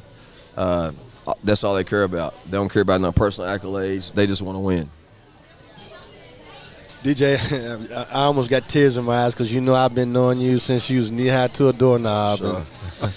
And I know you know basketball because it's been your life, your whole life, and you've come up with us your whole life. But what have you done that you think you've grown a lot, and I see that as a man, but now as a coach, where do you get that from? You know, you played for Bobby Washington. Right. You know, I bust your head just growing up. Right. But what do you instill in these girls right now? I really just try to instill in them just the ethic of working hard. Mm-hmm. It didn't went away, I feel like, when I was coming up. You know, I didn't have no chance to take no play off with Coach Washington. Right. You know, every day you come in that gym, you got to work hard, no matter what, you know, for you to see the court. So I try to tell it, embedding these girls over there. I never remember when I first come over, taking over at Frederick, and I was telling the girls that we're going to practice 6 days a week. And some of the girls looked at me, shook their heads, like 6 days a week. Like, why we say they never practice on the weekend? So I was like, I'm like, this is the only way I'm going to be able to turn this program around. I'm like, we got to get better. We got to come here and work. So they understand that now. They know what I'm asking for out of them. So, man, I just think just overall, man, just, you know, a good work ethic. Bring it to the table and, man, just being the all-around best you can be, because I'm going to push you to the limit. So that's right. So. Coach, I'm hearing the word work a lot, and Yeah. that's especially true here in the preseason when you're working and you're working against each other. Yeah. What has this preseason been like for you? It's been good, man. Just learning new things, learning different roles for my girls. So just learning my team, learning some of them board, what they can do, what they can do well, what they can't do. So we try to better that and what we got to do as a whole to get better. Okay. DJ, your compatriot, Murray Garvin, now coaching the boys at Douglas, such a proven winner. How much have you leaned on him and kind of maybe bounced some things off of him? Coach, man, I seen him at Dunbar. You know, they had a good team out there that he had. Just looking to get to know each other right now. I see some things that he does in there. So I'm wishing the boys the best right now. So just good luck to them. You got 3 players. You said you got one who got an offer from Western WKU. Tell me about her a little bit and her versatility, and she's still young. Yeah. So what do you see? What's her ceiling right now, and what do you need her to do, especially all 3 of these young ladies, for you guys to have the season that you're hoping to have? Jaylee, man, she's sky's the limit for her. This kid's potential is out the roof right now. And like I said, she's just a sophomore. She's just scratching the surface right now. She's very fun to watch. Jaylee's just got to know that she's a bucket. she's got to take control this year. She's got to take more control. She does be passive at times, but I'm asking her this time not to be selfish, but know when you do have it and know when you don't. So at the times, like I said, Jelly's, man, we riding her this year. Her, Kate, MK, a couple other girls that we do have, but these are the core, man. And Jelly brings a lot to the table, whether it's on defensive end. She let us in block shots last year as a freshman. Wow. So she is a defensive stopper, man. So it's hard to get shots up on her. She doesn't back down. She will take you down and post you up. She can't hit the 3-ball. She can't dribble and take you to the basket. So she's very versatile, man, at all levels, man. So I'm very excited for her this year and very excited for my team and see where we go at. All right, well, let's meet 3 of the players for Coach DJ Moberly at Frederick Douglass this year. And Kate Baker joins us. And Kate, you're a senior coming up this year, so you'll be counted on to provide some leadership. What does that mean to you?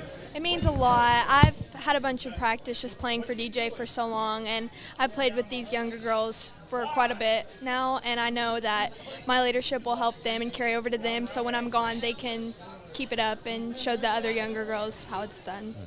Jay Lee, the coach has talked about your potential and what may be a very bright future in basketball for you, but what is the challenge in that? What do you need to do to keep that going, that trend upward? For real, I need to just work on my confidence a little more. Like, everybody else believes in me, but I feel like if I start to believe in myself a little more, I'll start progressing and doing better than I already am right now. Is there anything in this off season that you've focused on to make yourself a better player? Being more tough and, being more selfish. I'm not saying, always try to score, but, get my own sometimes and not be more passive and stuff. Yeah, sometimes that's best for the team that you do that, right? MK Bennett is also with us, and 5'7" junior. What are you looking for from this team this year? What do you think this team can accomplish? I feel like this team can accomplish many things, like rebounding and hustling on the court and stuff like that. Many things like that. At this stage of the season, it's very early, of course. What's your level of excitement? And you've been working so hard here in the preseason. What's your level of excitement about this season? I'm really excited. We've got a bunch of good teams and highly ranked teams on our schedule, so I think it'll be a challenge for us, but in the end it'll pay off in the off season. We got new girls, so I'm excited to see how the chemistry is going to come together and see how we're going to play together. So I'm excited for that. MK, season is just about upon us. How are you feeling? I'm feeling actually very excited. We have new players, and I feel like our bond is really good. So it's even more reason to be more excited. Coach, you've got a lot of reason to be excited coming up this season. I definitely got a lot of reason to be excited, man, about these girls. DJ, talk about some of the younger players that you're going to count on this year. Right. Oh yeah, we do. We do got some younger players that has joined us this year. Speaking of an 8th grader that we have named Tamia Wade, she would give us a lot of minutes this year. Very talented 8th grader. Sky's the limit for her. Shoot the ball real well. One thing that I will say, besides even scoring about her, is just her IQ. She plays like she's a sophomore or junior. Very good with the ball. Sees the floor well. Very unselfish. So we're looking for her to definitely come in and help us out this year. With the time that you've had with your team, and every coach has been up here saying that we have to figure out what we have to decide what type of style we're going to play. With the personnel that you have, what would be your style of play this year? How do you guys going to be? We're looking at we're going to change up a few things, but not a whole lot, because I feel like everything that we do is something that we already done before. So I try to stay on that. So I feel like we are going to speed up a little bit more. We got to be a little bit more tenacious on defense a little bit. I feel like last year we was hitting and missing with it. So we've been emphasizing that more this year as far as just on the defensive end. Offensive-wise, everybody's got to crash the boards this year because we are small. We guard heavy. So I'm looking for everybody to crash the boards. I need girls like them to, when it comes to MK or Kate, they got to have at least 5 to 8 rebounds a game. That's what they got to have that for in order to win or compete. So those type of departments is where we got to get better at. Coach, this is your 5th season now. That's time to, I would think, to put a stamp on a program, or you feel like it's your program. But what's that process been like to get to that point? Man, it hasn't been easy. I will say that, and coming in for where I come from, man. You don't get really the credit you deserve. But at the end of the day, I wouldn't take nothing back from what we had to go through, the trials and tribulations that we done been through, especially some of these girls have been with me since 8th grade, 7th grade, that's been there and know what we had to overcome just coming in and trying to change this culture around. Just knowing that Frederick Douglass was, they've been known for a football team, but now I do feel like, for what girls basketball has done in the last couple of years, I feel like, we have shined a light to be like, man, the girls basketball team is good. It's more other sports teams in there at Frederick, just in, rather than football, that's could be successful and lead Frederick to a state or 11th region title. DJ, thanks so much for joining us. We'll see you for the season opener versus a good Anderson County team in a couple of weeks. Yes, we will be facing a good Anderson County team that got the best of us last year. Great, well-coached team. They're very disciplined. So we're looking to come in this year, like I said, come in hopefully the first game. It's a good test for us. So we're hoping to come in and see how we do and fix our mistakes that we did last year. But we're just looking to come in and compete, man. Hopefully come out with a W this year. Thanks to Coach Moberly. Rob of Sayre, Rob Goodman of Sayre will join us in just a moment. We'll be right back. Children love Head Start, and you will too. Community Action Council's prep academies are hiring now. Head Start is an early childhood education program for children from birth to age 5. Help us give more children the Head Start advantage. Teacher, what are you waiting for? Join our team of dedicated education professionals. Apply online today at comaction.org. What are you waiting for? Central Kentucky Driving School is raising the bar in driver education because the safety of their students is too important for anything less. Offering driver training for teens and adults, Central Kentucky Driving School will equip you with the skills needed to become a safe and confident driver. A proud community partner, Central Kentucky Driving School invests in their students and families and guides you every step of the way. For more information, give them a call at 859-538-7775 or visit drivecky.com. For any of your window, door, and siding needs, contact the team at Elite Building Products. Their factory-certified, licensed, and insured contractors have been installing energy-efficient windows and doors for over 30 years. They also offer energy tax credits and military veteran discounts. Locally owned and open weekdays at 242 Wilson Drive, just off of the 27 bypass. For a free estimate, call 859-887-2440. Elite Building Products. People want to define Gen Z, but that's our job. I wait tables, but last week I built a field hospital. I put out a forest fire. I stopped 1,000 attackers. And a natural disaster. I've saved lives. And led a team on patrol. I serve. While I go to school full-time. While I work full-time. The greater the challenge, the stronger we become.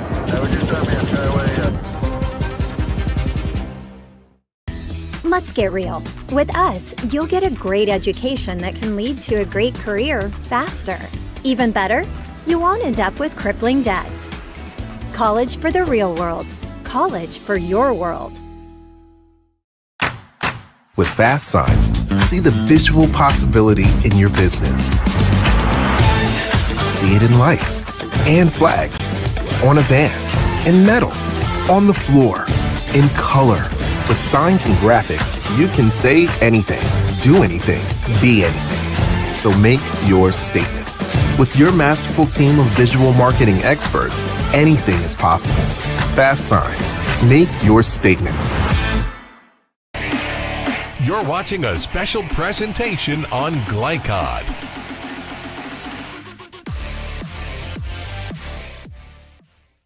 Rob Goodman, head coach of Sayre, will join us. And Rob, before we talk basketball, we'd be remiss not to mention the big game in football on Friday and what it means for your community. It's just it'll be a lot of fun. I'll tell you what, Coach Pennington and the football team have done a great job. They've really built this program up, and Pikeville is a good team. And I think we've got a good team also. We know we do. And, we're looking forward to that challenge on Friday night. So see what we can do there. Well, sometimes football kind of sets the stage for all the other programs, athletic programs within the school. and especially a small school like Sayre, it really develops a major sense of pride. Right. And for you to have several guys on the football field, and also I'm telling you right now, every coach I've talked to tells me to do not slip on Sayre. And I'm like, hold on, Sayre?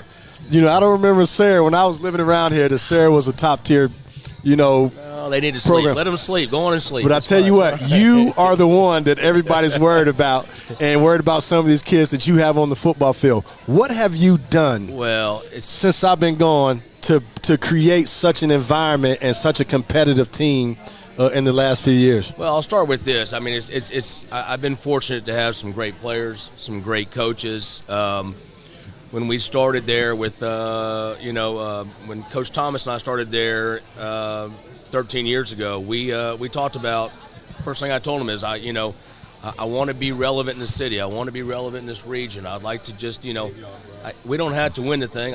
I want people to know we're there. I want them to know that we're competitors. And I think we've done that. And now, I continue to have a great staff today with Coach Carter and Coach Atkins and Coach Chisholm, and just tremendous players. And the great thing about being at Sayre is, it's a small school, and we share a lot of our athletes. I mean, between football, baseball, soccer, both boys and girls, the kids are asked, we hope they want to play multiple sports. And the coaches all work together well with that. And, it does nothing but benefit us having football, A, but B, having great coaches and bringing in players and developing strength.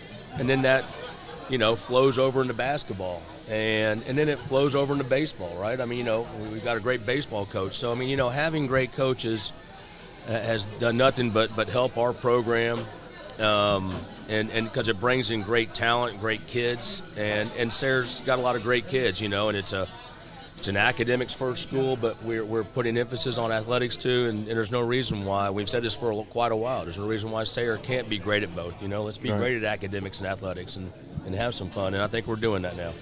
Coach, tell us what type of team this Sayre team would be. How would you describe them in general? Well, we're going to be deep, very athletic. That was one of the most athletic teams I've ever had, one of the most talented teams I've ever had. I will tell you all, I like to brag about it. There's more state champions on our schedule this year than there's ever been before. And, I don't know what our record's going to be, but we're certainly going to test them. And, we hope to be competitive in those games. That's our goal. We want to play at a high level. This is the 11th region. Everybody's good. Everybody's good. There's great coaches. There's great players everywhere. So if you're not ready for that, the only way to get ready for that is prepare yourself, and so we think we're doing that. And so, but our team is we got players all across the board. We got depth, we got speed, we got athleticism. But we see what happens when the season comes, because we're not the only team in the 11th region with that kind of combination. Coach, you guys have been so close of getting out of the district the last few years, but what does it say about the strength of the district just as a whole? Well, again, it's the 11th region. It's the 42nd district. I mean, you look around across the board, and it's great coaches and great players. I think on any given night last year with Henry Clay, we went down to last-second shots twice, and we were fortunate to get by Douglas on a last-second shot. Station went down to the wire with us. And, we were able to get by Scott County, who's going to be very good this year. So, there's really not anybody you can sleep on in this district. You can't take anybody for granted. We think we have a good team, but we know that this district is as good as it gets in the state of Kentucky. Well, you ain't hiding, okay? You're not hiding, okay? Because everywhere I've been, everybody's talking about you're the dark horse that nobody's talking about, okay? So I'm going to talk about you on this show. And I'm looking at you as a coach, and I sometimes I can, you as a basketball player, you can look at a guy and kind of feel his competitiveness. Whereas a coach, I'm looking at you and I'm feeling your competitiveness to where you're not settling for mediocrity. You're trying to make a name for yourself and be a player is what I'm hearing. And you're a player now.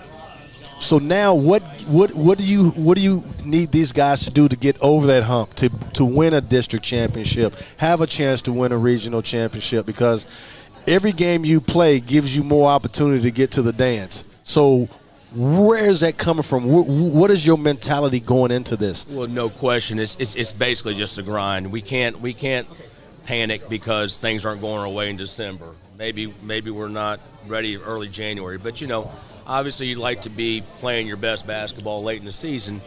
But, we just got to keep grinding away and getting guys ready because it doesn't matter. I'm going to tell you in this district, it doesn't matter if you're the 1 seed because what's your reward? Playing a 4 or 5 seed who could be any of the 5 of us?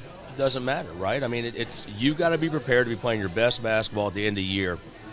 And it's a war in this district, and it's a war in this region. And every night you just got to become prepared to battle. And what I'm thankful for is having guys that want to battle. That's what's fun, and where we are now is having guys that want to battle each and every night. So. All right, well, let's meet a couple of these Sayre Spartans and more to come. Jackson Howard, Brock Kaufman here closest to us, and John Palumbo on down the road. And also we have Savion Staley and Chase Parker all with us tonight here at Roosters, and we're glad to talk with them about this upcoming basketball season. And Jackson, tell me about the work you've put in over the off season and what you think this Sayre team might be able to accomplish this year. I mean, coming off an injury, missed the entire season last year. It was rough to watch from the sidelines. Our seniors, they did their job, and Brock, he really did his job as a point guard, 2nd year in a row. And I've just been focusing on baseball, but coming into this basketball season, I wasn't going to play originally. And then I committed, and I am blessed to be able to play basketball this season, free of injury, and I'm ready. We got something to prove. I have something to prove, I mean, we got a lot of things to do. Coach talked about the multi-sport athletes at Sayre. Brock, you got a little football left to play, and so I know that challenge is ahead of you as well. But if we can skip past football just for a minute and ask you about basketball, what are you looking forward to for this basketball season? What do you want to accomplish, and how do you feel about this team? I feel great about the team this year. I'm looking forward to, as a team, we're looking forward to accomplish, honestly, district championship and then also the region championship. I feel like we got the guys to do it this year. We got the size, we got the skill, we got the chemistry. We've all been playing with each other for a really decent amount of time, and I feel like once we all get together and start clicking, after we all get back from football, then we'll be good at the team. I will ask you one football question because it has been such a tremendous season for Sayre, and I don't know how many touchdown passes you've caught exactly, but it's a bunch. So you really had fun playing football. Yes, sir.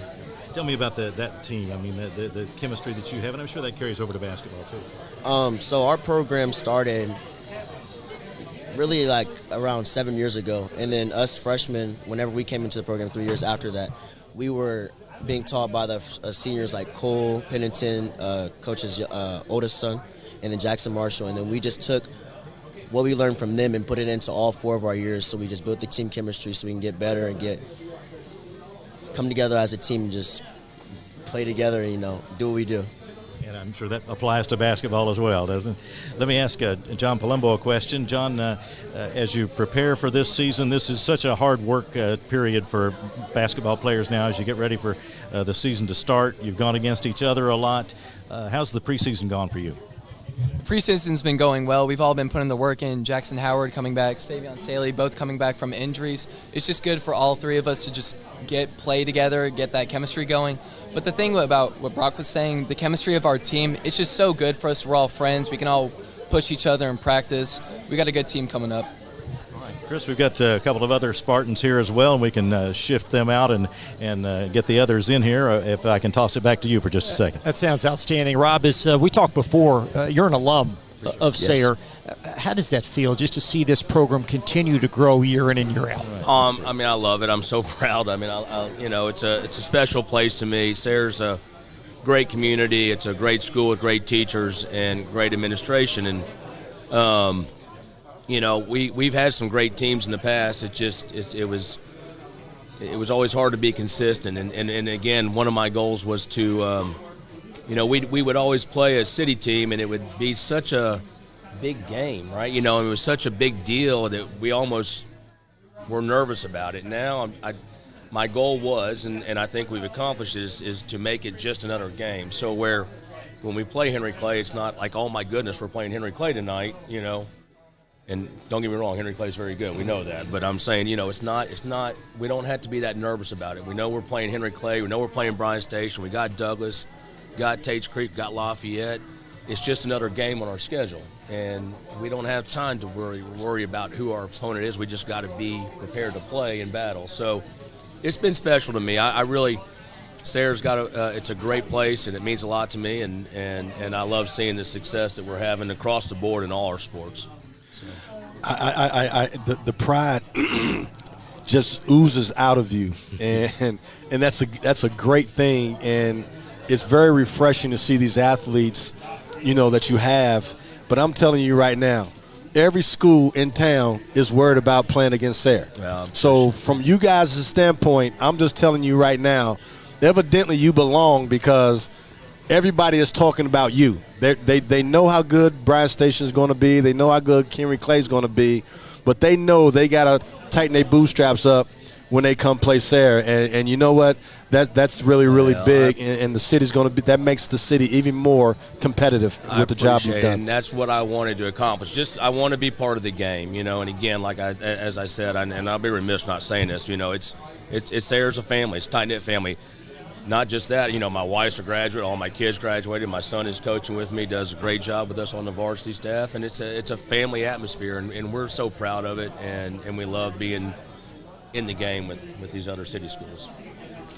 All right, a couple more Spartans with us, Savion Staley and Chase Parker, both with us. And you just heard the coach talking about how Sayre is certainly earning the respect of the other schools around town, and I'm sure you get to play against those guys in informal situations too. And how do you feel that process works as far as gaining respect from the other schools and the other teams as Sayre grows as a program? Just earning the respect of others and the other city programs and the schools that you got to compete against. I feel like when we compete against like those city teams and just like the teams that have more respect than us, like that like put the chips on our shoulder, and we want to go out there and compete with them and show that we matter too, and that we can survive in the district and beat them. All of our games, like district games, have been really close, and this year we just have a lot of games that we went back from the district and like just other teams in general, and that we know that we can beat, and just to show that we belong and that we deserve to beat those teams. Savion, any thoughts on that issue? Yeah, I just feel like every district game, there's a play here and there. If we win or lose, it's close every time. And I feel like we're definitely starting to get our respect, and we need to go over the hump this year, though. We've asked a couple of the other guys about the hard work in the off season too, because it's not just during basketball season. You got to work hard, and of course some of you play more than one sport too. But how do you try to keep your basketball game sharp during the off season? Well, I didn't even get a full off season. I've been out for a year with ACL injury, so it's been kind of a short off season. But yeah, it was really important, for us to get in there and get some work in for all of our coaches and all of our players. Chase, your off season, what did you try to focus on for basketball? Just coming in and getting shots when I can, because I play football and we're in season right now. But just like building a bond with our teammates, like not playing basketball just like outside of the court, just so when we come into season that we're better and stronger and have a tighter relationship. Best of luck to you this season. Chris? Rob, all the best to you guys this year, and thanks for making time for us tonight. Thank you all, and thank you all for all y'all do for the city and the region. Y'all do a great job, and appreciate everything y'all do. Head coach Rob Goodman. We're like Spirit Airlines. We're running a little bit behind. Jana Costner of Tates Creek will join us next. Be right back. Calling all football fans. Come on down to Roosters, where the wings are hot, the drinks are cold, and the good times never stop. Roosters is where you can catch all the action of the game and enjoy a delicious meal. Choose from 15 varieties of sauces. Even try our burgers, salads, and out-of-this-world pizzas. Something for everyone at Roosters. Dine in, carry out, or let us cater. Open late for the Night Owls. Visit our Richmond Road location or off Nicholasville Road by Walmart. Stuck on the road? Call Martin's Peterbilt Mobile Service. Our 24/7 commercial roadside service, truck and trailer repair, and warranty service will have you back on the road in no time. Call us 24 hours a day, 7 days a week. Martin's Peterbilt, keeping you rolling. A new year means next-level math, but even the best teachers can't always provide the personal attention each child needs. Mathnasium has a solution to help any student excel. Our caring, highly trained instructors use a range of teaching modes that ensure true foundational understanding. We're not about rote memorization. The Mathnasium method develops the critical thinking and problem-solving skills they need to succeed, with the option to learn face-to-face online at home or face-to-face at one of our 1,000 neighborhood learning centers. Mathnasium, we're changing lives through math. At Don Franklin, we're about more than just selling cars. We're about families, generations of them. Founded by my parents in 1968, we've been here growing alongside you. From the first family car to the newest model for the next generation, our values of trust, care, and commitment are in every handshake, every deal. With over 5,000 vehicles to choose from, check them all out at donfranklinauto.com. Don Franklin, driven by family. Are you an HVAC and refrigeration tech looking for new opportunities? Tech 24 is your single source for commercial HVAC, refrigeration, and kitchen equipment maintenance all across the country.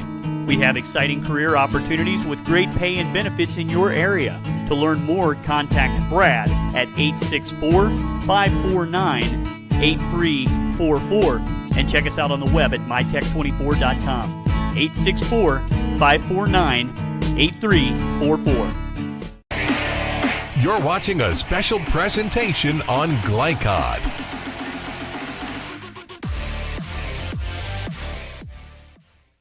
Back live at Roosters, fresh off a winning season last year. Jana Costner, girls basketball coach of Tates Creek, joins us. And Coach, a solid year last year. How optimistic are you entering the new year? Very optimistic. This past season we lost 2 seniors. They were great leaders, but the blessing for us is that we have several younger players that are returning. So I have one senior right now, I have a junior, and then that sophomore class is super strong. So I'm looking forward to this season because they have had valuable minutes in varsity games. So I feel like they're prepared. So last year you established experience. This year, you have experience. I know. So, what are you looking for? What are you looking for to be different this year than last year? I'm looking for a little bit more vocal leadership from our girls, and that's something that we've been working on and building that foundation for quite a bit. And that translates for us more activity on defense, more activity on the offense, and just looking for people in communication. So that's the big key. Once we're able to do that, we're good to go. When I first inherited especially this sophomore class, they were kind of shy of our older seniors. They're having to look up to them and things, but they learned a lot, and so now they know how to lead, so they're prepared. Good. Coach, I wanted to ask you about your growth as a coach, because you've got substantial experience now with, 8 seasons behind you as a head coach. Yes. And tell me about how the progress has been made over the years for you, how things have changed for you as you continue to develop as a coach. Well, I've actually coached in 4 states, and so every year that every place that I've ever gone, I've had great people as role models and mentors for me, and so they've taught me a lot. And one of the experiences that I had when I coached college for 3 years before I came to Lexington, I learned under Charlie Jess at Spalding University, and the man had 41 years of experience, so I literally was writing everything down in my notebook every single day. But I learned a lot, and the other assistant coaches on our staff as well were right there with him, so it was over 100 years of experience. So I had a lot to absorb, and I wrote everything down, and I remember it all because it was that valuable to me and impactful. Yeah, and still learning all the time, absolutely, I guess. Right? Yeah. Absolutely. Every year that I've coached and also taught, it presents a different challenge, but some experiences from the past will allow you to be able to solve problems a little bit quicker or find a solution a little bit faster. So I'm very thankful to have those mentors in my life. Charlie just a tremendous coach at Bellarmine back in the day, perhaps the best they've had there. As you look to your team this year specifically, who are some players you're going to count on? My senior, Miracle Morbley, and she is a point guard. She can play the 1 through 4, and she may tell you that she wants to play the 5, and I might actually let her because she wants it, and I get it as a point guard. Sometimes I want it to be in the post too. And then after her, I've got Kaylee Potts. She's here with me today. Kaylee and Miracle both just take the lead on the floor. They are intense. They are aggressive. They know how to find their teammates.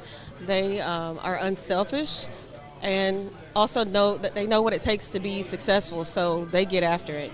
So those two, I'm looking for a lot of great things. But then after them, I've got Jazz Potter, who's a phenomenal rebounder, and I'm looking for great things from her. I've got Coco Castle, who transferred in from LCA, and she's just a strong force in the post, but she's got a great inside-outside game. Alexis Basil has grown as a leader, a vocal leader on the floor, in the weight room, in the classroom, everywhere. She's just done a lot of. She stepped in and filled in shoes from our seniors that graduated from last year. So, lots of great things. Looking for Leah Baird to fill up some new shoes and grow a little bit more this year. She's gonna have to. She's got to do a little bit more, and I'm excited about the opportunity that she's going to have to improve herself this year. Sounds like you're very deep. Yeah. So from a coach's standpoint, what style of player are you going to play to maximize the personnel that you have, especially since you have so many? So we're going to try and play a up-tempo kind of game, and on defensively, because I have players that they know how to anticipate, I'm trying to be on the attack mode every time on defense. So that's going to be our strategy. That's what we've been working on in practice every day, just looking at different aspects of defense. We break it down into small steps and do every little thing to make us be more successful. All right, guys, I have a couple of the Commodores with me now, and I want to talk with Kaylee Potts first. And Kaylee, you're a sophomore, averaged 10 points a game last year. That's a pretty early time in your career to be contributing so much to the varsity team, so you must have gotten a pretty early start in basketball. Tell me about your first interest in basketball and how that has developed over the years. Well, I started playing basketball when I was 5, and I've just grown love for it ever since, and I've been playing religiously, a lot. So, yeah, I really started to get into it more in middle school, 7th grade, and then ever since then I've just been able to build off of it. So. And if you're playing varsity basketball, of course you're going to be playing against some bigger and stronger people as you mature. Tell me about what that challenge has been like for you to go up against competing against varsity players. It's challenging at times, but with training and stuff, just being able to work hard and go up against the best talent for AAU summer ball also helps a lot. So, yeah. All right, let me talk to Miracle Marbley here for just a moment. And you've gotten off to you're now a senior, but you're going to be expected to provide some leadership to this team. What have you been working on in the off season to get ready? This is your final shot at it. What have you been working on to get ready for this season? I've been working on getting stronger and being more of a leader and helping out my teammates. Tell me about how this team fits together now. I mean, you're coming together, it's preseason, you're working hard every day. How are things coming together from the viewpoint of a senior player? It's coming together very well. Most of the players are very close, so we have a bond. And on the court, it's just good because we have a great bond with each other. We wish you both the best of luck this season. Chris, back to you. Well, Jana, you guys win the district last year. That has to really be a good feeling entering a new slate this winter. Absolutely. The season before, we were fighting really hard to be able to get to that district tournament championship game, and we just came up short a little bit, had a couple injuries with one of our point guards. So it was a mission of ours to get back to that championship game and then to overcome it. And the girls were just, one of the senior parents had said we're relentless, and I said, I like it. That sounds like a good T-shirt for us. So, and that's exactly what we did. I mean, we just fought tooth and nail to get to that spot. And again, the leadership of the young ladies that I have here with me today, they just stepped up in a mighty way, just doing whatever it took to be successful. Kaylee turned on another level of, I don't know, she just activated another level in that game, and she was our district MVP as well. Last year you were district champs. Yes, sir. You have a lot of experience coming back off that district championship team. What are the goals this year? The goals are to get back to the district championship game, to win that game, and then to also go on past it and win the first round of the region and continue on moving forward that direction. Our girls saw they saw what it took when we went to the state tournament just the week after. They saw what it took to get there. We're just this close. And so I think they have like a little hunger for that as well, just to kind of keep going and keep moving forward. We went and watched some of the region games, and they saw how hard the other teams worked. And, we were close. So this summer, the spring and the summer, we worked really hard. And we got in the weight room. So that was a big priority for us. And then we were intentional about our work over the summer and our work over the preseason. So I think that they understand, even though they're young, they understand it takes a lot of effort and it takes a lot of want to make everything happen the way so we can accomplish our goals. But yeah, we work on goal setting in our every year. I have them do a specific type of goal setting thing, and we work on those throughout the year. Personal goals, team goals that they set for me, and then I work my hardest to make sure that I can meet the needs that they have and the expectations that they have for me. So I've picked that personal, and I do everything that I can to not only meet it but to exceed it. Coach, I heard you mention goal setting for individuals and the team. As the coach, you have to try to make every player better and try to make your team better as a whole, of course, but every player is different. How do you approach players as far as inspiring them individually? Because some players will react differently to different messages from the coach. How do you try to handle that? Okay, so it's no different than a classroom. We have kids in the classroom that have different levels, and so I pay a lot of attention to what they're not saying. We have conversations. We talk about what their goals are, and then I give them little things to work on in practice. And my coaches, the assistant coaches that I have, and we kind of pour into them individually on what they specifically need to do. And then when they hit a milestone, we celebrate those milestones. We don't let it go overlooked. We make sure that they know, hey, you did this really well, and the teammates celebrate them as well. Good. Jana, thank you so much for joining us, and all the best this season. Thank you for having us. Good luck to you. Head coach Jana Costner will step aside. Murray Garvin will join us in just a moment. Thanks for watching. Children love Head Start, and you will too. Community Action Council's prep academies are hiring now. Head Start is an early childhood education program for children from birth to age 5. Help us give more children the Head Start advantage. Teacher, what are you waiting for? Join our team of dedicated education professionals. Apply online today at comaction.org. What are you waiting for? Central Kentucky Driving School is raising the bar in driver education because the safety of their students is too important for anything less. Offering driver training for teens and adults, Central Kentucky Driving School will equip you with the skills needed to become a safe and confident driver. A proud community partner, Central Kentucky Driving School invests in their students and families and guides you every step of the way. For more information, give them a call at 859-538-7775 or visit drivecky.com. For any of your window, door, and siding needs, contact the team at Elite Building Products. Their factory-certified, licensed, and insured contractors have been installing energy-efficient windows and doors for over 30 years. They also offer energy tax credits and military veteran discounts. Locally owned and open weekdays at 242 Wilson Drive, just off of the 27 bypass. For a free estimate, call 859-887-2440. Elite Building Products. People want to define Gen Z, but that's our job. I wait tables, but last week I built a field hospital. I put out a forest fire. I stopped 1,000 attackers. And a natural disaster.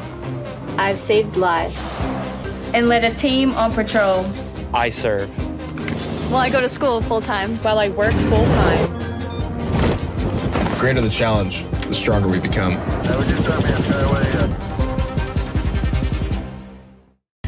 Let's get real.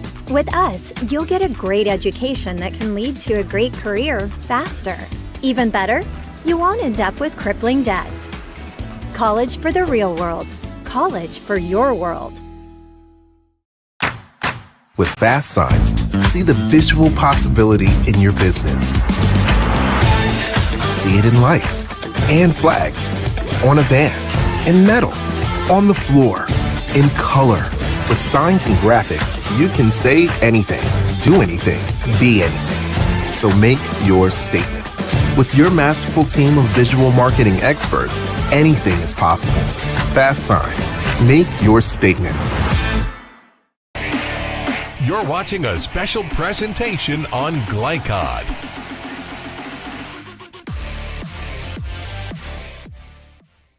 Back live at Roosters on Richmond Road, Central Kentucky High School basketball preview. We'll welcome in a familiar face to these confines, Murray Garvin, first-year head coach at Douglas. It's good to see you smile, Murray. What's most exciting about this fresh opportunity? What's most exciting is it's a fresh opportunity and the group of young men that I get to work with. 2 of them are here tonight. They're representing the whole program, but these young men have bought in, Chris, to everything that I've asked them to do. They come to work every afternoon. It's a lot of fun right now. It's a lot of fun coaching these guys, and they've reinvigorated me back into coaching. You and me have been in the same boat for a while, and I'm in transition. What has been the most refreshing part of being back coaching basketball, not in college, but in high school? What has been more refreshing to you being at Douglas and coaching these nice young men that you've inherited, and you've been so fortunate to inherit? Yeah, Sean, they're sponges. They want to learn. They want to watch film. They want to do skill development. There's a text in our thread right now about breakfast club in the morning. That means who wants to get up at 6 a.m.? You know, they're so excited about the opportunity that we have. Douglas has a tradition. You know, I'm stepping into big shoes. Wes Scarberry, Stephon Harris did an outstanding job. You're talking about 5 straight district titles. Anytime you inherit a program that has that winning tradition, there's something in the water, and there's something in the water at Frederick Douglass. Coach, welcome back to coaching, and we'll certainly miss your analysis on our Glycod broadcast this year. It was a pleasure working with you last season, but I know you're excited about this opportunity, and Douglas has such a list of great athletes, guys who are, of course, participating in football right now that will join you in basketball, but that's a challenge, I would think, for a first-year coach. You've got guys who are established as really good athletes. You got to get them to buy into you, and of course, you're in charge now too. And that's a clear message that has to get to them. But how do you manage to do all that? Well, we've been fortunate to have a group of guys that's been with me most of the summer. Of course, we still got some guys competing for a state championship in football. But the group of young men that have been with us in fall workouts and in practices, again, they're showing up. They're putting in extra work. They want to know what they need to do in order to get better. You got 2 guys sitting here with JJ and DeMarcus. They're 2 phenomenal, they're better people than they are basketball players. You know, I was just sitting over there with them, just hearing their stories and laughing and talking about basketball stories. These young men will be successful off the court just as well as on the court, and it's really refreshing to be around young people that are good citizens, great students, and really good basketball players. Murray, we've talked to so many of your rivals tonight inside this 42nd district. You saw it from an analyst role, but now you're back really entrenched in it. What's the thought to coach against all these pariahs here this season? It's a really, really strong year of high school basketball in the 42nd district. Every night's going to be a dogfight. I have tremendous respect being an analyst and watching these coaches from the analyst booth last year. A great deal of respect for all the coaches in the district. They're going to be prepared. We're going to have to be prepared to play. We're going to have to study film and know the scouting report in order to give ourselves a chance to be successful on the court. And coming from college ball, I wasn't sure what that transition would be like, but sitting out a year and seeing what Coach Brown and Champ, what those guys do over at Bryan Station, you have to be prepared and ready to play. And Sayre is going to be unbelievable this year themselves. So it's going to be a fun year. I look forward to the competition. Chris, that's honestly what got me back into it. I missed competing. Sitting up there with you was great. You know, we looked really good on camera, but I wanted to be down on the court and back in the fire and being around young people that really have a passion for the game of ball. I got a chance to come watch you guys practice, and I was highly impressed, as you know, but I wasn't surprised. You got a kid that I was very familiar with because, I watched him at Woodford County, and DeMarcus also.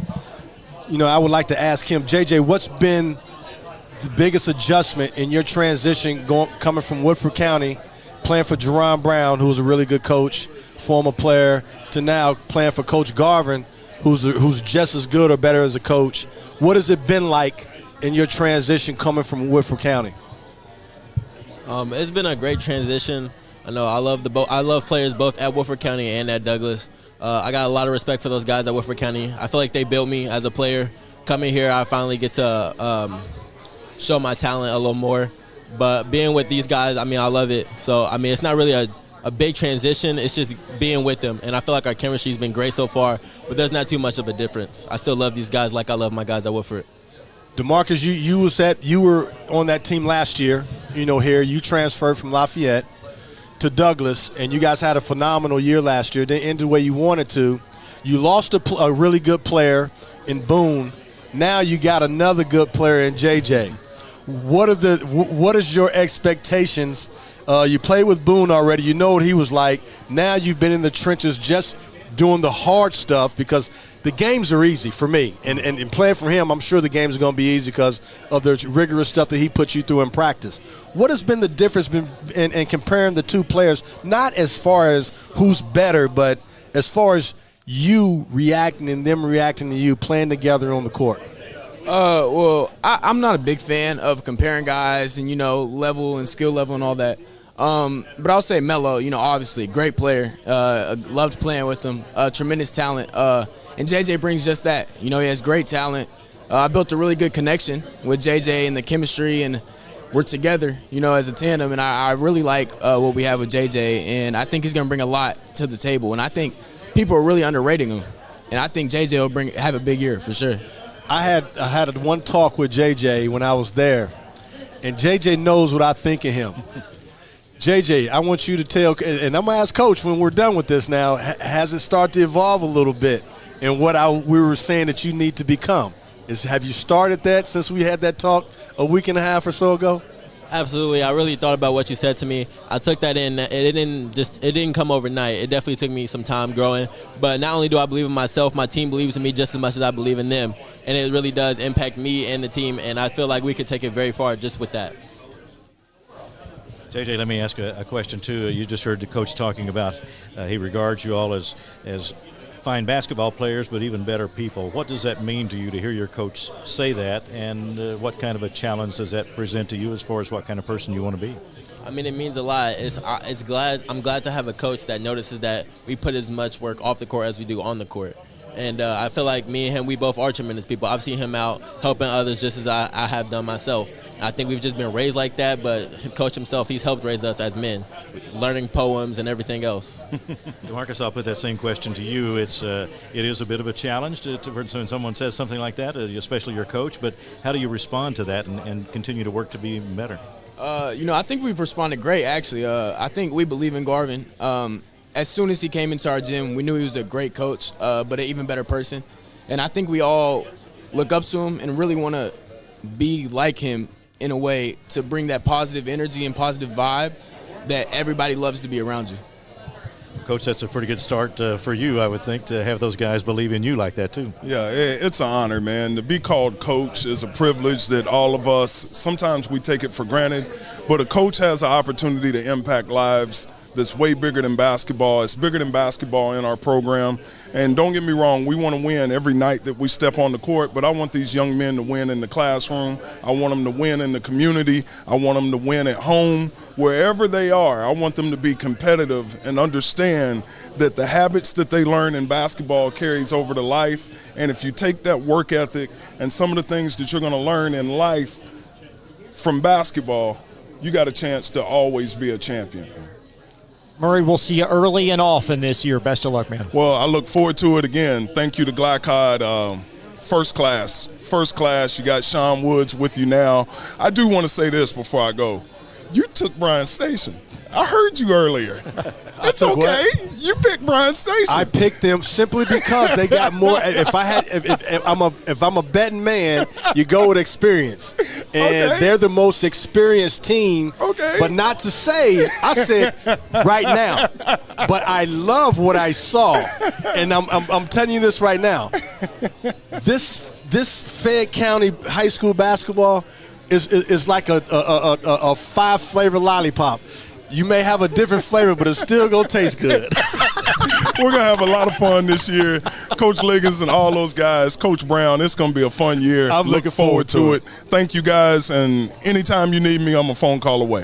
More coverage in just a moment. Thanks for watching. Great human being, Murray Garvin. Great human being. Calling all football fans. Come on down to Roosters, where the wings are hot, the drinks are cold, and the good times never stop. Roosters is where you can catch all the action of the game and enjoy a delicious meal. Choose from 15 varieties of sauces. Even try our burgers, salads, and out-of-this-world pizzas. Something for everyone at Roosters. Dine in, carry out, or let us cater. Open late for the Night Owls. Visit our Richmond Road location or off Nicholasville Road by Walmart. Stuck on the road? Call Martin's Peterbilt Mobile Service. Our 24/7 commercial roadside service, truck and trailer repair, and warranty service will have you back on the road in no time. Call us 24 hours a day, 7 days a week. Martin's Peterbilt, keeping you rolling. A new year means next-level math, but even the best teachers can't always provide the personal attention each child needs. Mathnasium has a solution to help any student excel. Our caring, highly trained instructors use a range of teaching modes that ensure true foundational understanding. We're not about rote memorization. The Mathnasium method develops the critical thinking and problem-solving skills they need to succeed, with the option to learn face-to-face online at home or face-to-face at one of our 1,000 neighborhood learning centers. Mathnasium, we're changing lives through math. At Don Franklin, we're about more than just selling cars. We're about families, generations of them. Founded by my parents in 1968, we've been here growing alongside you. From the first family car to the newest model for the next generation, our values of trust, care, and commitment are in every handshake, every deal. With over 5,000 vehicles to choose from, check them all out at DonFranklinAuto.com. Don Franklin, driven by family. Are you an HVAC and refrigeration tech looking for new opportunities? Tech 24 is your single source for commercial HVAC, refrigeration, and kitchen equipment maintenance all across the country. We have exciting career opportunities with great pay and benefits in your area. To learn more, contact Brad at 864-549-8344 and check us out on the web at mytech24.com. 864-549-8344. You're watching a special presentation on Glycod.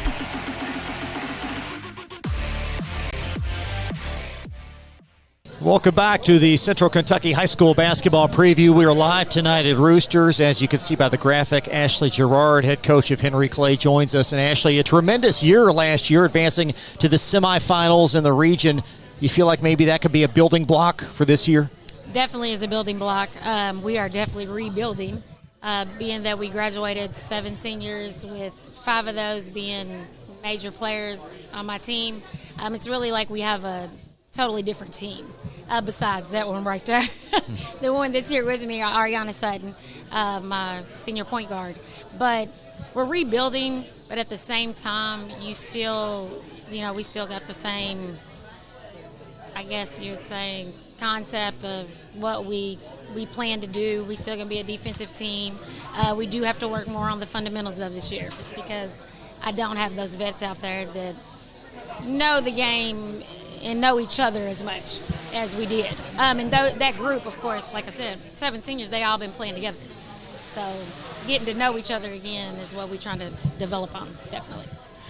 You're inexperienced, but you do have an experienced point guard, so you do have a chance. You know what I mean? You can't teach sometimes an experienced point guard can take some youngsters a long, long way.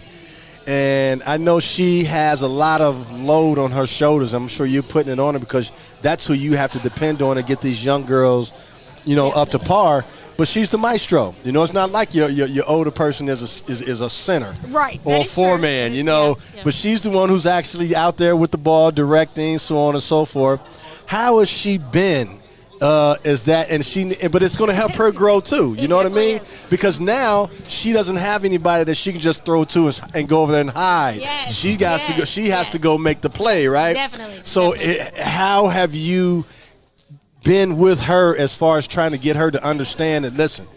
You can't look over here at me and wonder what to run. You got to run the thing. And then also, okay, I can't go play for those girls. You got to make them play the way we need them to play. So what has been the dialogue between you two thus far?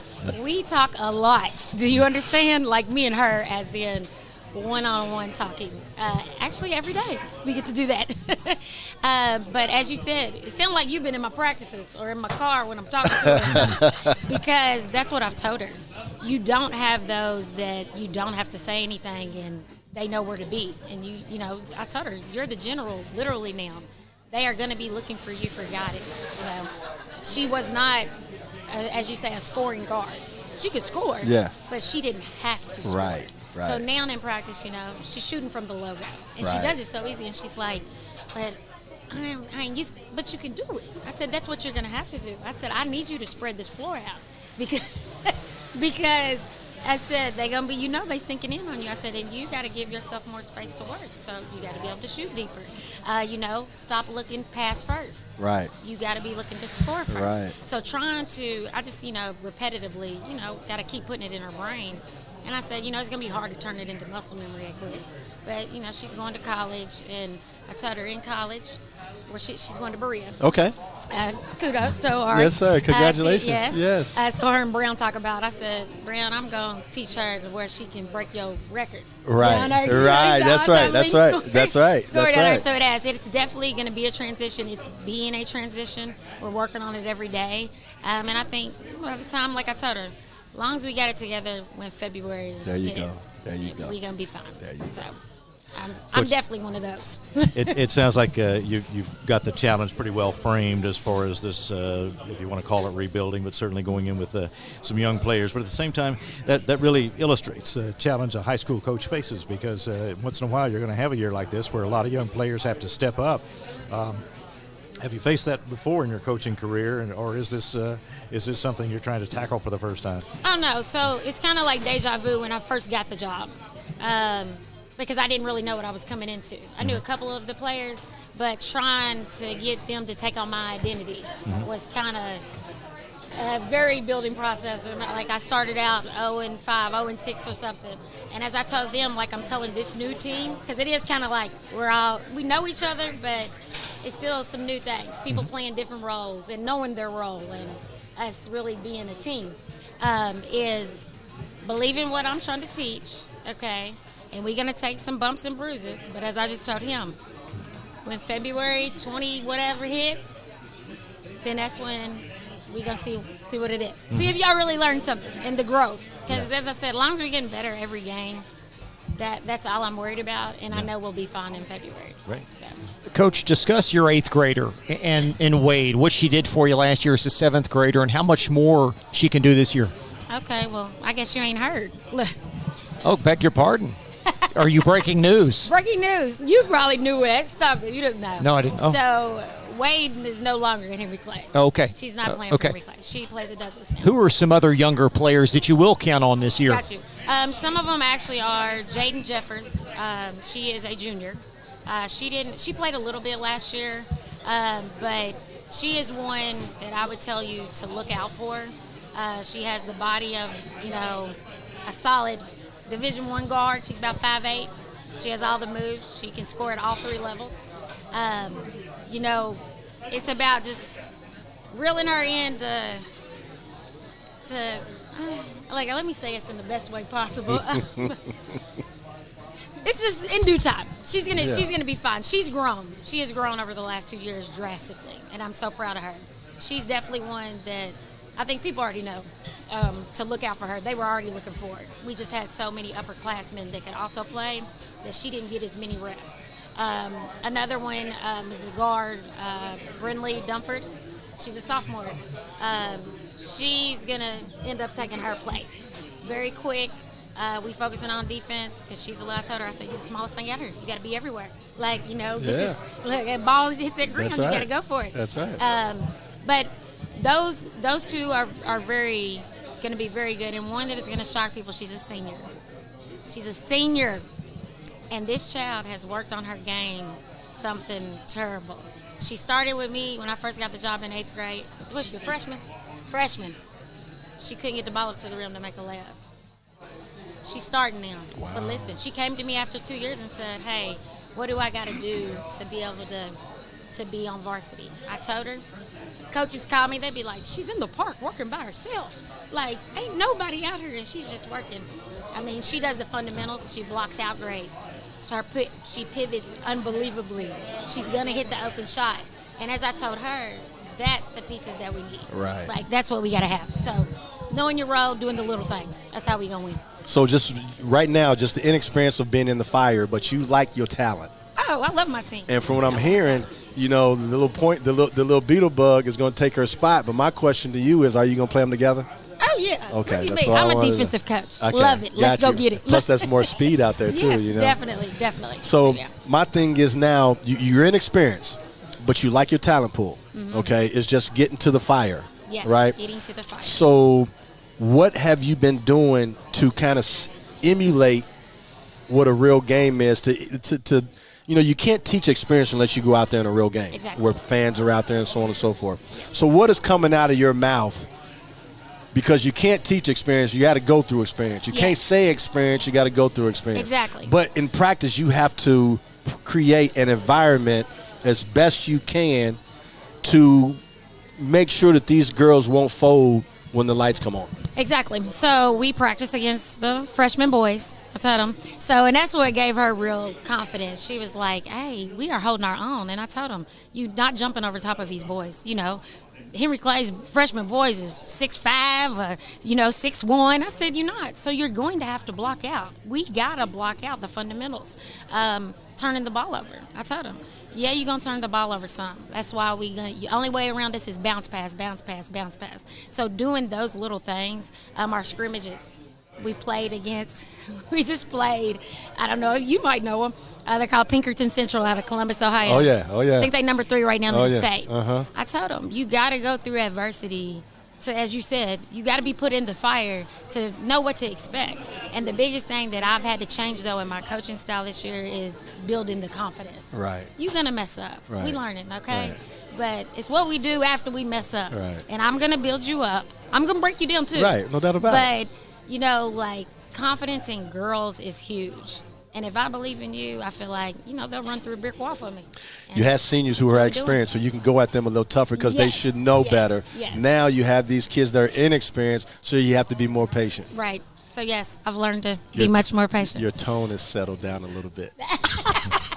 Right, well, exactly. We have heard a lot about Ariana Sutton. Let's hear from her now. And she's the 5'3" senior who's comes into her senior year, averaging 8 points a game. But they're counting on you for a lot this year, and it looks like you're ready to handle it. Coach is counting on you.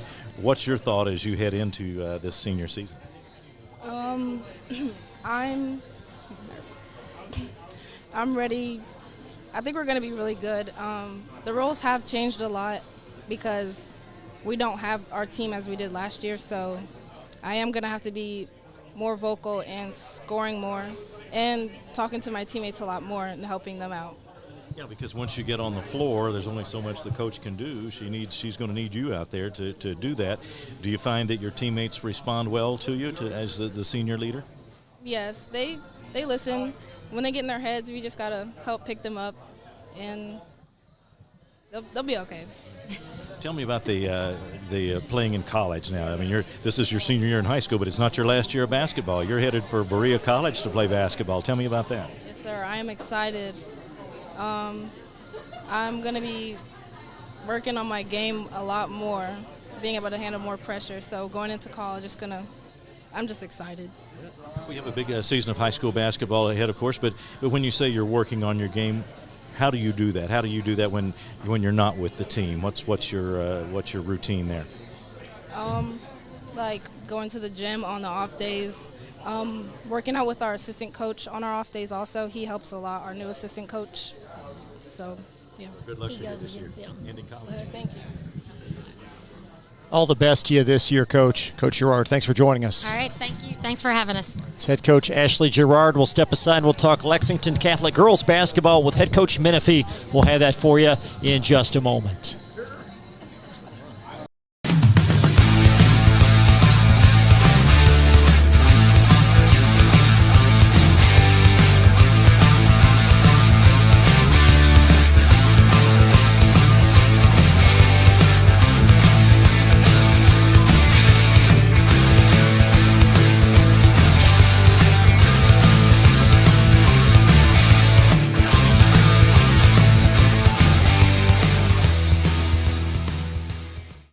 Central Kentucky Driving School is raising the bar in driver education because the safety of their students is too important for anything less.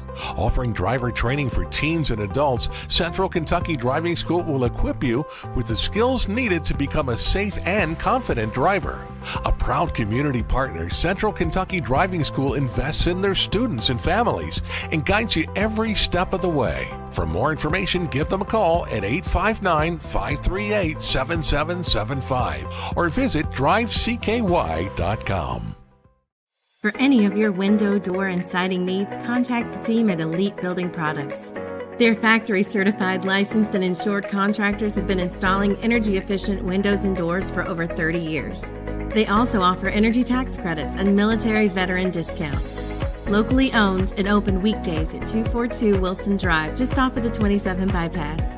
For a free estimate, call 859-887-2440. Elite Building Products.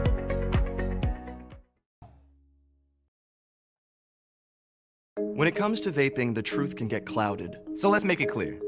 Vaping is not safe for youth. Because vaping can put microscopic particles into your lungs. And dangerous things like metals into your body. And nicotine, which can harm a person's brain development through their mid-20s. With appealing flavors, high nicotine levels, and lots of promotion on social media. Many kids think vaping is harmless, but it's not. So talk to your kids about the risks of vaping. Because when you talk, they hear you. Whether it's your first time or your latest, let Tim Rose find your dream home. Tim is a licensed real estate agent with Keller Williams Bluegrass Realty in Lexington. Tim is a seasoned and fair negotiator who's willing to go far and wide for clients all over Kentucky. Check out hashtag Tim Rose Sold across all social media where pricing matters. Tim Rose and Keller Williams Bluegrass Realty. Together, we do more. You're watching a special presentation on Glycod.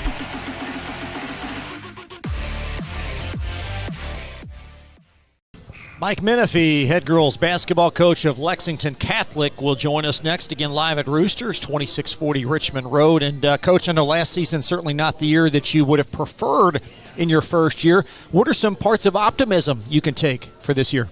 The biggest thing is, although we lost a few seniors, the nucleus of girls that had a lot of time last year will be back.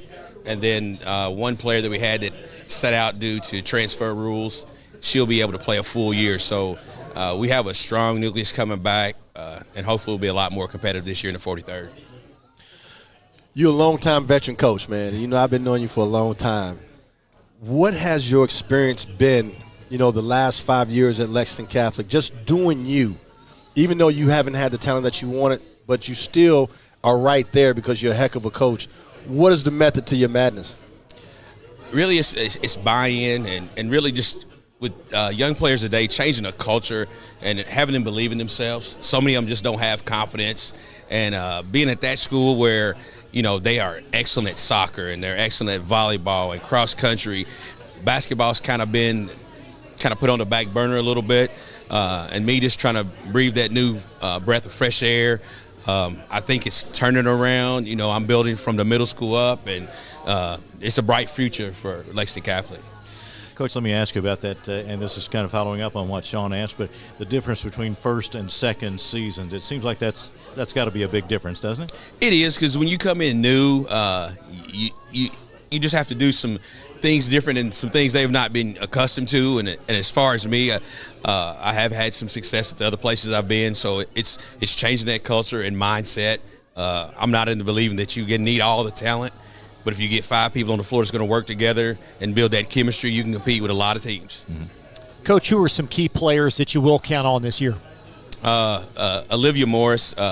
She was with me ever since she's been a 7th grader when I had my few years at Nelson County. She transferred last year. Like I said, she didn't get to play the majority of the year due to transfer rules. And then Bella Bretz, she's a goalie on the soccer team, but on the basketball court, she's just as tough as a dog. She guards that court and does a lot of the things that you need to be done that people don't always see in the stat sheets, but a coach understands. And then Josie Cox, she's our point guard. She's probably she's not a pure basketball player, but based on the baseline, she's probably I believe one of the fastest girls in this region. With that being said, optimistically, how are you looking at this season? You got some pieces, more so than you had last year. And, you got a couple pieces that nobody knows about. And how are you implementing that into your deal to where it's cohesive enough for you to be more successful than you were last year? And not only that, but to become a major player, especially in Fayette County. It's just, like I said, the buy-in and repping and letting the girls be confident in what I'm trying to teach and what we're trying to do as a team and a program. And just every day coming to work. I mean, our first game is December 2nd. I can't be more happy when that comes because usually with a team, whether you got a veteran team, new team, it's going to take you about 10 games. Right. So I'm ready to get to the games and get to the – I always tell people you play 27 to 30 practice games and get to the district. You get the district, you get in the region, anything happen at that point. That's right. Coach asked one of the other coaches about this earlier, but you have to have a coaching team, too. You have to have people on your team doing the coaching along with you. Tell me about your staff and how you try to develop a staff. Have a great staff. Tony Talbot's been a Catholic staple. He's been there through, I think, every championship they may have had and every coach from Coach Todd to Trippier, all those guys. So he's really there to help me keep building that tradition and getting it back. And Tommy Owsley, he's been with me at every stint I've been with. He was a great high school player, played at Berea, was at one time all-time leading scorer. I think Coach Brown broke his record. He beat him, but he's been great. And I always bring one or two new ones on to help with my freshman team because I try to give back and groom some younger coaches. So I have a female, Mira Monk. She was a good softball player, played at Transy. She's our freshman coach, and she's wanting to get into coaching. So I'm trying to groom her to get in that role. So that's kind of how my staff's made up this year. Okay. Mike, we've talked with Coach Costner. We'll talk with Coach Bradshaw in a minute. How would you handicap the district this year? Honestly, even last year, and we got beaten in semifinals by Tates Creek. It was a great game. We were winning the majority of the games in the last 2 minutes, and she, came back and they knocked us off, and she ended up winning the district. And I said, we could play this district tournament every other night, and I think somebody different would win every night. And I don't see it being any different this year. I mean, Lexington Christian, solid, good shooters, plays tough. Dunbar, Coach Daniels does a good job over there. Costner, her girls, tough nose. And, Allie's going to always have Lafayette in the mix. So, it's going to be a dogfight, and I enjoy it. Coaching-wise, you have your team now, and like I asked every other coach that's been up here, as far as your personnel is concerned, you got to do it differently depending on what type of players you got, who you got, because it's high school. What's going to be your style of play this year? What are you really trying to get accomplished, as far as your team is concerned? With us, it's we want to be disciplined. Out of 10 plays, 7 of them, and defense. Our calling card is defense. We're going to lock you down. We're not always been a great shooting team, and like I always told them, if we're not shooting great, we need to make sure the other team ain't scoring either. No doubt about it. So we going to lock down on D, and we going to keep fighting and grinding all night. Coach, let me ask you an in-game coaching question. Circumstances are different with each timeout, but when you call a timeout, you've got just that 1 minute or so to get the message across. What's your approach to doing that and getting communication across to the players, regardless of the game situation, because those can vary a lot? Honestly, most timeouts I generally call is to give my girls a breather because we try to play so hard. We practice and rep enough that we do situational things so they know I've called this timeout. We know what we're going to, and it just kind of flows like that. I think if you overcoach at timeouts with kids today, they're going to go out and do totally opposite of what you said. So it's that preparation so you can execute at any moment in time. You just tell them what we want to do, and this is what we're looking for, and you go. If you overdo it, it's probably not going to work out too well for you. Sean's nodding his head at that. There's a maximum as to what they'll listen to, isn't there? You want to minimize everything to the T. Yes, sir. Don't want to make them overthink nothing, because even if you just minimize it, there's still a chance for there's the still a chance. Yes, so sir. you don't want to add to it. All the best to you this year, Mike. I know you guys open up December 2nd against Homeschool United Bluegrass. Yes. Good luck to you this year. Thank you, and thank you guys for having us. This is big for girls basketball. I mean, I know the guys usually get all the covers, but sometimes the girls get put on the back burner, and I appreciate you doing it for girls basketball. Well, we got a superstar coach is coaching in this town, so we got to, let people know about that too. So congratulations and good luck to you this year. Thank you, guys. Thank you very much. Coach Bradshaw of LCA on the way back. Get real. We offer a lot of the same courses you'll find at a four-year college. But with our small classes and personal attention, you won't get lost in the crowd. College for the real world. College for your world. At Don Franklin, we're about more than just selling cars. We're about families, generations of them. Founded by my parents in 1968, we've been here growing alongside you. From the first family cart to the newest model for the next generation, our values of trust, care, and commitment are in every handshake, every deal. With over 5,000 vehicles to choose from, check them all out at DonFranklinAuto.com. Don Franklin, driven by family.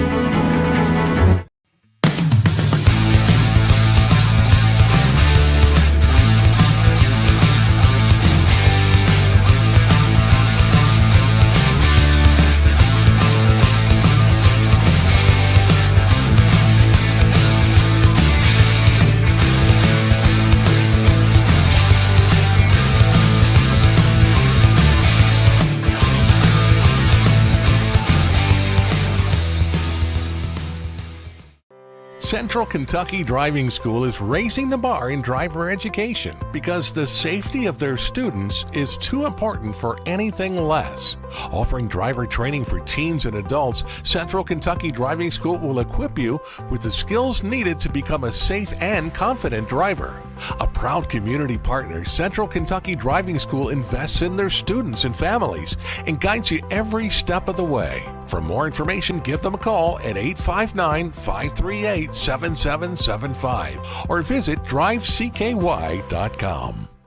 Need a tow? Martin's Peterbilt Towing Service is here 24/7. Based in London and Pikeville, we will travel to you. Commercial trucks and trailers, no job too big. Call us 24 hours a day, 7 days a week. Martin's Peterbilt, keeping you rolling.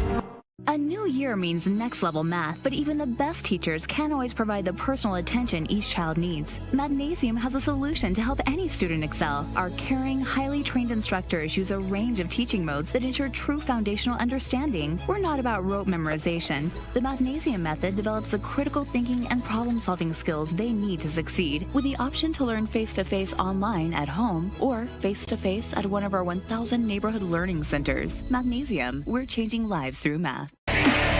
You're watching a special presentation on Glycod.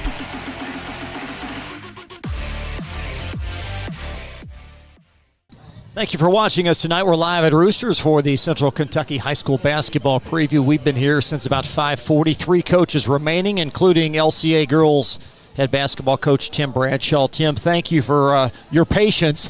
Glad to have you here. Let's talk a bit about your team this year, and what are you most excited about? Yeah, a lot of things. Thank you all for having us, first off. We have a really good senior class ready to lead us this year. The most experience I've had since I've been here. I'm in my 4th year now, and we've kind of been building up to a senior season with this group. I've got 4 really good seniors that are going to lead us. So having that experience and being able to start a little bit faster than we normally do, it's a refreshing thing, you know. In college basketball, that 4th year is really the telltale year for any coach. And you said that you had this year, your 4th year, and you have, the seniors who's been with you from the start. What's it been like this year, more so than any other year, as far as coaching these young ladies, knowing that they know what's at stake, they've been through the fire with you, they know what to expect from you? How have you been as far as coaching some veterans, and what is your outlook and the way you're going about things now?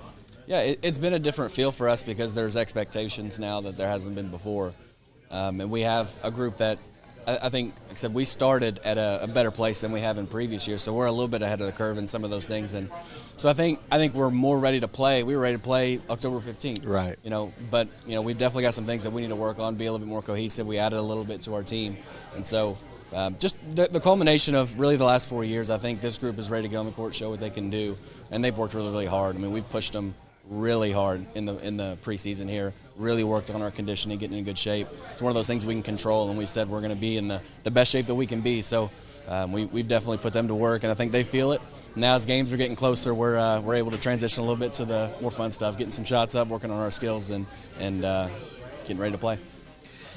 Coach, you mentioned having some experience now, and how do you communicate the challenge of what needs to be done to experienced players as opposed to inexperienced players? Different goals, different expectations, but what's your general approach to communicating with an experienced team? Yeah, for us, the experience part has now gotten us to a place to where we're good basketball players. The challenge for us now is how do we fit together? How do we sacrifice for each other? And the better players you have, the more depth you have, that becomes the challenge. Now all of a sudden it's not. Especially, for a couple of these kids, like I've been with Claire since she was in 7th grade.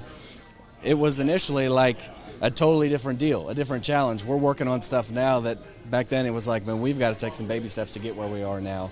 They're in a totally different place. So now it's that. Again, we've added a transfer to where we've now got 6, 7 kids that can legitimately play. And so the experience that they've built, I'm thankful for it. It's gotten us to where we are now. Now it's about gelling what we have, being willing to sacrifice for each other, and then it's up to me to put them in positions to be successful. So they're good players. I'll be honest, they're good. Coach, you've got Sophia Pridemore and Claire Roberts here. How have they grown? How has their game improved over the last couple of years? Yeah, so like I said, Claire, I've been with Claire since she was in 7th grade. My first year in the program 6 years ago as an assistant was her first year as a varsity player with us. And she played as a 7th grader at the varsity level. So she's a 1,000-point scorer. She's accomplished all those things that you should, playing that long, and she's a really good player. She's accomplished everything statistically that you would want, and so she has another year still. But she's developed her game as an elite shooter. Like, she's an elite catch-and-shoot basketball player, super intense, high motor, plays hard, sets the tone. And Sophia, she actually joined us last year, so this is her 2nd year in the program with us. Just her overall basketball experience isn't vast, but I think the outsiders wouldn't see that. Right. They would see her as somebody like, well, you've definitely been playing basketball for 5, 6, 7 years, a long time. That's really not the case with her. So I'm excited for people to see her because I've seen stuff in practice that, to be honest with you, there's no way anybody could have known because she hasn't played a whole lot. She came off the bench for us last year. She'll be a starter for us this year. We expect a lot from her physically to be able to rebound for us and enforce us in the paint.